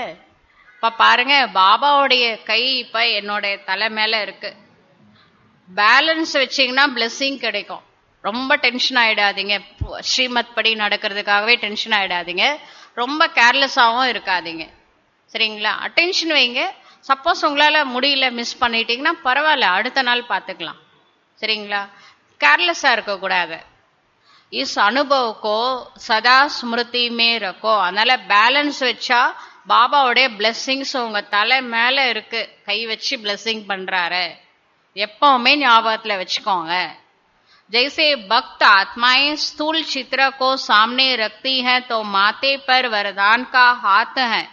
பக்த ஆத்மாக்கள் அவங்க வீட்டுல இஷ்ட தேவியோட போட்டோ வச்சிருப்பாங்கல்ல, அதுல அந்த இஷ்ட தேவி இப்படி காட்சி கொடுத்துட்டு இருக்காங்க. இஷ்ட தேவி கை வரதானம் கொடுக்குற மாதிரி தான் இருக்கும். பார்த்துருக்கீங்களா? போட்டோஸ்ல எல்லாம் எல்லார் சிலையும் வரம் கொடுக்குற மாதிரி தான் இருக்கு. तो आप भी चलते फिरते बुद्धि में ये अनुभव का चित्र सदा स्मृति में रखो. समझा? அதனால நீங்க போகும்போது வரும்போது இந்த மாதிரி மற்றவங்களுக்கு நாம வரம் கொடுக்கக்கூடிய அந்த பிக்சரை ஞாபகத்துல புத்தியில வச்சுக்கோங்க. புரிஞ்சுதான்னு கேட்கிறாரு. बहुत पुरुषार्थ किया, अब वरदानों से पलते उड़ते चलो. நிறைய முயற்சி பண்ணிட்டீங்க, முயற்சி பண்ணி பண்ணி டயர்டு கூட ஆயிட்டீங்க. இப்ப என்ன பண்ணுங்க, வரதானங்களால பறந்துட்டுருங்க. பாப்கே ज्ञान दाता विदाता का अनुभव किया, अब वरदाता का अनुभव करो. பாபாட்ட நாலேஜ் வாங்கினீங்க, அதை ஸ்ரீமத் படி நடந்தீங்க, எல்லாம் கரெக்ட். இப்ப பாபா உங்களுக்கு பிளெஸிங்ஸ் கொடுக்கிறாரு இல்லையா, வரம் கொடுத்திருக்கிறாரு. இந்த வரங்களால உங்களை நிறைச்சிக்கிட்டு அதை அனுபவம் செய்யுங்க. अच्छा, सदा हर कदम में बाप को फॉलो करने वाले, सदा ஒவ்வொரு அடியிலும் பாபாவை பின்பற்றக்கூடிய, सदा अपने को वरदाता बाप के वरदानी श्रेष्ठ आत्मा अनुभव करने वाले, சதா தன்னை வரமளிக்கும் வல்லலோடைய குழந்தையாக தன்னை எப்பவுமே அனுபவம் செய்யக்கூடிய, சதா ஹர் கதம் சஹஜ் பார் கர்னே வாலே, ஒவ்வொரு அடியும் எளிதாக கிராஸ் பண்ணக்கூடிய, சதா சர்வ வரதான சமைப்பர் காரியமே லகானே வாலே, எல்லா அனைத்து வரதானங்களையும் சமயத்தில் காரியத்தில் உபயோகம் செய்யக்கூடிய, ஐசே பாப் சமான் பண்ணே வாலே, அதே போல பாபாவுக்கு சமமாக ஆகக்கூடிய श्रेष्ठ आत्माओं को बाप दादा का वरदाता के रूप में याद प्यार और नमस्ते. அப்படிப்பட்ட குழந்தைகளுக்கு பாப் தாதா வரதாத்தா ரூபத்துல இன்னைக்கு உங்க எல்லாருக்கும் பிளெஸிங்ஸால நிறைச்சிட்டார். அன்பு நினைவுகள் மற்றும் நமஸ்காரம். मीठे सिकीलते बच्चों प्रति माता पिता बाप दादा का याद प्यार और गुड मॉर्निंग. रूहानी बाप की रूहानी बच्चों को नमस्ते. हम रूहानी बच्चों की रूहानी बाप को नमस्ते. अच्छा, वरदान. हद की जिम्मेवारियों को बेहद में परिवर्तन करने वाले. இப்ப எல்லைக்குட்பட்ட பொறுப்புகளை எல்லைக்கப்பாற்பட்ட பரிவர்த்தனை செய்யக்கூடிய, ஸ்மிருதி ஸ்வரூப் நஷ்டோ மோகா பவ, நஷ்டோ மோகா ஸ்மிருதி ஸ்வரூபம் ஆகுக. 18th chapter. எல்லா விதமான மோகத்திலிருந்து விடுபட்டு இறை நினைவில் இருக்கக்கூடியவர்கள் ஆகுக. नष्टो मोहा बनने के लिए सिर्फ अपने स्मृति स्वरूप को परिवर्तन करो. அனைத்து விதமான மோகத்திலிருந்து விடுபட்டு இருப்பதற்காக, நினைவு சொரூபத்தில் இருப்பதற்கான, நாம் மோகத்திலிருந்து விடுபடணும்னா என்ன ஆகும்? ஒரு தலைய போனா ஒன்னொன்னா மாட்டேங்குது, அது மாதிரி போக மாட்டேங்குது. அதுக்கு பதிலா பாபாவுடைய நினைவு சொரூபமா பரிவர்த்தனை பண்ணிடுங்க. மோகத்திலிருந்து விடுபடுறதுக்கு பதிலா எல்லா மோகத்தையும் பாபா மேல வச்சிடுங்க. பற்றுக பற்றற்றானை பற்று. அது சிவபாபாவை அவர் மேல உங்களோட எல்லா அட்டாச்மெண்ட்டு, பற்று, அன்பு எல்லாம் பாபா மேல வச்சிடுங்க. இந்த மோகம் தானா போயிடும். இது போக மாட்டேங்குதுல, பாபா மேல உங்களுடைய 100% மோகத்தை வைங்க, இது தானா போயிடும். मोह तब आता है जब ये स्मृति रहती है कि हम गृहस्थी है, हमारा घर है, हमारा संबंध है. எப்ப பற்று ஏற்படுதுன்னா என்னுடைய குடும்பம், என்னுடைய வீடு, என்னோட இதுன்னு நினைக்கும் பொழுதுதான் அந்த பற்று வருது. अब इस हद की जिम्मेवारी को बेहद की जिम्मेवारी में परिवर्तन कर दो. இப்ப என்னுடைய குடும்பத்தை நான் தானே பார்த்துக்கணும், அதுக்கு பதிலா பாபா இது நீ பார்த்துக்கோ. எனக்கு இன்னைக்கு தான் புது டைட்டில் கொடுத்துட்டாரு. என்ன கொடுத்தாரு? மாஸ்டர் ரட்சிதா. இந்த உலகமே உங்களுடைய குடும்பமா நினைங்க, எல்லாருமே உங்களுடைய குழந்தைங்களா பார்த்துக்கோங்கன்னு சொன்னார்ல. 5 தத்துவங்கள் சகிதமாக அனைத்து ஆத்மாக்களும் உங்களுடைய குழந்தைங்களா பாருங்க. அப்ப உங்க குழந்தைங்கள அவர் பார்த்துப்பாரா? நீங்க எது செஞ்சா நான் அது செய்யறேன். எல்லாம் ஒரு பிசினஸ் டீலிங் வைக்கிறாரு. நான் சொல்ற பேச்சு கேட்டா உங்க ஃபேமிலியை நான் பாத்துக்கிறேன், ஓகேவா? बेहद की जिम्मेवारी निभाएंगे तो हद की स्वतः पूरी हो जाएगी. எல்லைக்கு அப்பாற்பட்ட சேவைக்கு வாங்க, விஸ்வ கல்யாண்காரியா இருங்க, உங்க ஃபேமிலியை நான் பாத்துக்கிறேன், நான் ஃபுல் ரெஸ்பான்சிபிள் எடுத்துக்கிறேன் பாபா சொல்றாரு. ஆனா ஃபர்ஸ்ட் ஸ்டெப் யார் வைக்கணும்? நீங்க வைக்கணும். நீங்க எப்படி வைக்கிறீங்கன்னு பார்த்துட்டு அடுத்து நான் வைக்கிறேன் என்னோட ஸ்டெப். लेकिन ஆனால் यदि बेहद की जिम्मेवारी को बोल सिर्फ हद की जिम्मेवारी निभाते हो तो उसे और ही बिगड़ते हो. அதுக்கு விட்டுட்டு எல்லைக்கு அப்பாற்பட்ட பொறுப்பு எடுக்காம விஸ்வ கல்யாண்காரி அப்புறம் ஆக்கலாம், முதல்ல என்ன நான் பார்த்துக்கணும், எங்க ஃபேமிலி மட்டும் பார்த்துக்கணும் அப்படின்னு நினைச்சீங்க அடுத்து என்ன நடக்கும்? நான் நல்லா இருக்கணும், எங்க ஃபேமிலி நல்லா இருக்கணும் அப்படி நினைச்சா பிராக்டிக்கலா என்ன நடக்குது தெரியுமா? உங்களால ஒழுங்கா பார்த்துக்கவே முடியல. 24 hours உங்க குழந்தைங்க பின்னாடி இருக்க முடியுமா? எங்கிட்ட ஒப்படைச்சு பாருங்க, நான் பார்த்துக்கிறேன் உங்க குழந்தைங்கள. அவங்க எங்க போனாலும் என்னுடைய கண்காணிப்புல இருப்பாங்க. உங்களால 24 மணி நேரம் அவங்க பின்னாடி சுத்த முடியாது, நான் சுத்துவேன் அப்படின்னு பாபா சொல்றாரு. நீங்க நான் பார்த்துக்கணும்னு நினைக்கும் பொழுது இருகதோட மோசமா போயிட்டு இருக்கு. விட்டுருங்க, பாபாவை நம்பி, பாபா பார்த்துப்பாரு. ஆனா கூட என்ன பண்ணணும்? பேகத்துல வரணும். இந்த சேவை பண்ணீங்கன்னா உங்க ஃபேமிலியை நான் பார்த்துக்கிறேன், நான் ரெஸ்பான்சிபிள் எடுக்கிறேன்.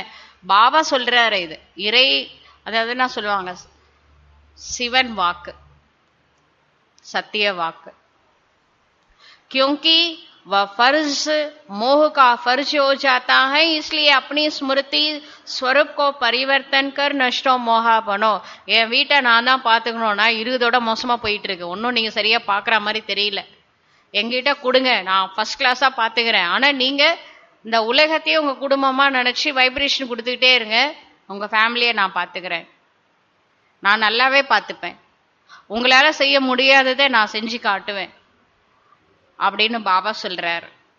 ஸ்லோகன் சொல்றாரு, ऐसा तीव्र उड़ान भरो जो बातें रूपी बादल सेकंड में क्रॉस हो जाए.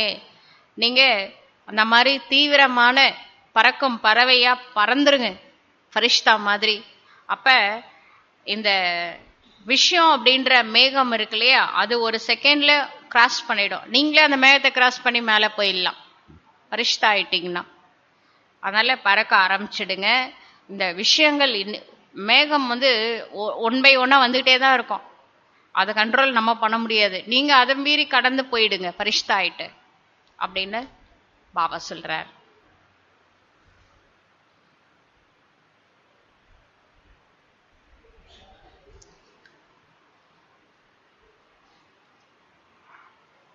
फरिश्ता अर्थात फरिश्ता स्थिति डबल लाइट स्थिति है. अव्यक्त इशारा. இந்த ஃபரிஷ்தா என்னும் ஸ்திதி டபுள் லைட்ல இருக்கக்கூடிய ஸ்திதி ஆகும். इस स्थिति में कोई भी कार्य का बोझ नहीं रहता. இந்த ஃபரிஷ்தா ஸ்திதியில இருந்தா எந்த ஒரு வேலை செஞ்சாலும் உங்க மனம் பாரமே ஆகாது. பரிஷ்தாவா இருந்து ஹார்ட் ஒர்க் பண்ணா கூட பாரம் ஆகாது, சுமையா அது இருக்காது. इसके लिए कर्म करते बीच बीच में निराकारी और फरिश्ता स्वरूप या मन की एक्सरसाइज करो. அதனால கை வேலை செஞ்சாலும் மனசால நான் ஒரு ஃபரிஷ்தா அல்லது நான் ஒரு ஆத்மா, இந்த மாதிரி நிராகாரி அல்லது ஃபரிஷ்தா ஸ்டேஜ் மனதிற்கான எக்ஸசைஸ் பண்ணுங்க. जैसे ब्रह्मा बाप को साकार रूप में देखा சதா டபுள் லைட் ரஹே. பிரம்மா பாபாவை சாக்கார ரூபத்துல நீங்க பார்த்திருக்கலாம், அந்த காலத்துல இருந்தவங்க பார்த்திருப்பாங்க. அவர் எப்பவுமே டபுள் லைட்டா இருந்தார். சேவா காபி போஜ் நெய் ரஹா, சேவா பண்ணி அதுவே அவருக்கு சுமையாலாம் மாறல. ஐசே ஃபாலோ ஃபாதர் கரோ தோ சஹஜ் ஹி பாப் சமான் பன் ஜாயேங்கே. அந்த மாதிரி பிரம்மா பாபாவை பின்பற்றுங்க, பாப் சமான் ஆயிடலாம். அவரும் சுமைகளை யார்கிட்ட கொடுத்தாரு? பாபாட்ட கொடுத்துட்டாரு. நீங்க 4 குழந்தைங்களை போராடிட்டு இருக்கிறீங்க, அவர் 400 குழந்தைங்களோட போராடினாரு. ஆனா அது போராட்டமா இல்லை, ஃபுல்லா பாபாட்ட ஒப்படைச்சாரு. தாதிங்களாம் எப்படி வந்தாங்க இல்லையா? நம்ம தாதிங்க நம்ம கண்ணால பாக்குறோம். இந்த மாசம் தாதி பிரகாஷ்மணி தாதியோடைய நினைவு நாள் வருது, ஆகஸ்ட் 25ஆம் தேதி. அதுக்காக நம்ம எப்படி போன மாசத்துல தீதியோட பாயிண்ட்ஸ்லாம் பார்த்தோம், அது மாதிரி நம்ம தாதியோட பாயிண்ட்ஸ் இந்த மாசம் ஃபுல்லா பார்க்க போறோம். हम सबके अति स्नेही ब्रह्मा कुमारी ईश्वरीय विश्वविद्यालय की पूर्व कुशल मुख्य प्रशासिका दादी प्रकाशमणि जी ने अपने अलौकिक जीवन की छाप अनेक ब्रह्मावसों में डाली है. மோஸ்ட்லி நிறைய பேர் தீதி பார்த்துருக்க முடியாது, ஆனா பிரகாஷ்மணி தாதியை நிறைய பேர் பார்த்திருக்கிறதுக்கு வாய்ப்பு இருக்கு. நம்ம பிரம்மா குமாரிஸ் ஈஸ்வரிய விஸ்வவித்யாலயத்தில் 1969 இருந்து 2007 வரைக்கும் அவங்க தான் சீஃப் ஆஃப் பிரம்மா குமாரிஸா இருந்தாங்க. जिन्होंने भी दादी जी का पालना ली है, उन सबके सामने दादी जी की मुस्कुराती हुई निश्चल मूर्ति सदा ही स्मृति पटल पर घूमती रहती है. दादी பிரகாஷ்மணி ஜி அப்படின்னாலே அந்த ஒரு மலர்ந்த முகம், ஒரு அன்பு, உள்ளபூர்வமான அன்பு, அந்த முகத்துல அவ்வளோ ஒரு புன்னகை, அதுதான் ஞாபகத்துல வரும். ஞாபகத்துல வருதா தாதியை பார்த்தவங்க எல்லாருக்கும்? दादी जी की अनेक विशेषताएं में से 25 முக்கிய விசேஷத்தாயை यहाँ लिख रहे हैं. எவ்வளோ விசேஷதா சொல்லலாம், அதுல இருந்து ஒரு 25 மட்டும் நாம பார்க்க போறோம். दादी जी 25 अगस्त 2007 को बाप समान संपन्न बन अव्यक्त वतनवासी बन गई. उनके इस 14th पुण्य स्मृति दिवस पर प्रस्तुत है दादी जी की कुछ एक विशेषताएं. 25 ஆகஸ்ட் 2007ஆம் தேதி தாதி சரீரம் விட்டாங்க, அவ்வியக்த வத்தன்வாசி ஆயிட்டாங்க. இப்ப தாதியினுடைய 14வது நினைவு நாள் இன்று. அதுல நம்ம கொஞ்சம் விசேஷதா பார்க்க போறோம். இன்றைய பாயிண்ட், சதா பவித்ர ஜீவன் மே रहने वाली दादी குமாரகா. தாதிக்கு பாபா ஸ்பெஷலா குமாரகா அப்படின்னு பேர் வச்சாரு. ஏன்னா பாபா தாதி குமார்ஸ்க்குலாம் நிறைய பாலனை கொடுத்துருக்காங்க, குமார்ஸ் குமாரிஸ்க்கு, அதனால குமாரக்கான பேர் வச்சிருந்தாங்க. दादी जी का लौकिक नाम रमाता. दादी जीயோட लौकिक பெயர் रमा. लेकिन ब्रह्मा बाबा दादी जी की कोमल और पवित्र जीवन को देखकर उन्हें बहुत प्यार से कुमारका कहकर बुलाते थे. दादी जीயோட பவித்திரமான அந்த தாமரை மலருக்கு சமமான வாழ்க்கையை பார்த்து குமாரக்கா அப்படின்னு கூப்பிட்டாரு. ஆல்மைட்டி பாபா ने दादी जी को பிரகாஷ்மணி நாம் दिया. பிரகாஷ்மணின்றது அலௌகிக பெயர். ஆல்மைட்டி பாபா ஒரு பீரியட்ல டிரான்ஸ்ல போய் ஒரு 350 பேர் வாங்கிட்டு வந்தாங்கல்ல, 350-400 பேர், அதுல தாதிக்கு வைக்கப்பட்ட பெயர் பிரகாஷ்மணி. दादी जी लाइट माइट से संपन्न चमकती हुई मणि समान पूरे विश्व में अपने दिव्य प्रकाश की किरणें பிக்கேர்த்தி ரஹி. தாதிஜி வந்து தன்னுடைய ஒளி மற்றும் சக்தி நிறைஞ்ச மணி மூலமாக பாப் சமான் மணி ஆயிட்டாங்க. அதன் மூலமாக உலகம் ஃபுல்லா திவ்ய பிரகாசத்தை கொடுக்கக்கூடிய சேவை வந்து பண்ணியிருக்காங்க. बाबा से मिला हुआ ज्ञान दादी जी की जीवन में प्रैक्टिकल दिखाई दिया था. பாபா கிட்ட இருந்து வாங்கின நாலேஜ் தாதிஜியோட வாழ்க்கையில பிராக்டிக்கலா பார்த்துருக்கலாம். சரிங்களா? இப்ப அந்த நம்ம பிரகாஷ் மணி தாதிஜி வந்து 69 இருந்து இருந்தாங்க இல்லையா, 74 தான் ஃபாரின்லேயே ஸ்டார்ட் ஆச்சு. அந்த மாதிரி ஃபுல்லா உலகம் ஃபுல்லா நடந்த சேவை ஃபுல்லா தாதிஜி பாபா நிமித்தமா வச்சு நிறைய சேவை தாதி பீரியட்ல நடந்திருக்கு. தாதி இருக்கும் பொழுதே 135 கண்ட்ரீஸ்ல நம்ம இன்ஸ்டிடியூஷன் வந்து டெவலப் ஆகியிருந்தது. ஆனா தாதி வந்து சொல்லுவாங்க, நான் மனசுல கூட சீஃப் ஆஃப் பிரம்மா குமார்ஸ் நினைச்சதே இல்லை. பாபா தான் இந்த இயக்கத்தினுடைய ஃபவுண்டர் ஃபாதர். பாபா தான், ஸ்ரீ பாபா பிரம்மா பாபா அவங்க தான் நடத்துறாங்க. நான் வந்து ஒரு கருவி தான், நான் ஒரு சேவாதாரி, அவ்வளோதான். அப்படி தாதி நினைச்சதுனால தான் அவ்வளோ பணிவா இருப்பாங்க. தாதி ஃபேஸ் பார்க்காதவங்க யாராவது இருக்கீங்களா? பிரகாஷ் மணி தாதியே பார்க்காதவங்க பிரதர், அவங்க போட்டோ இருந்தா ஒன்று வைங்க. பிரகாஷ் மணி தாதி போட்டோவாவது பாருங்க. இந்த மாசம் அவங்களுடைய மாசம்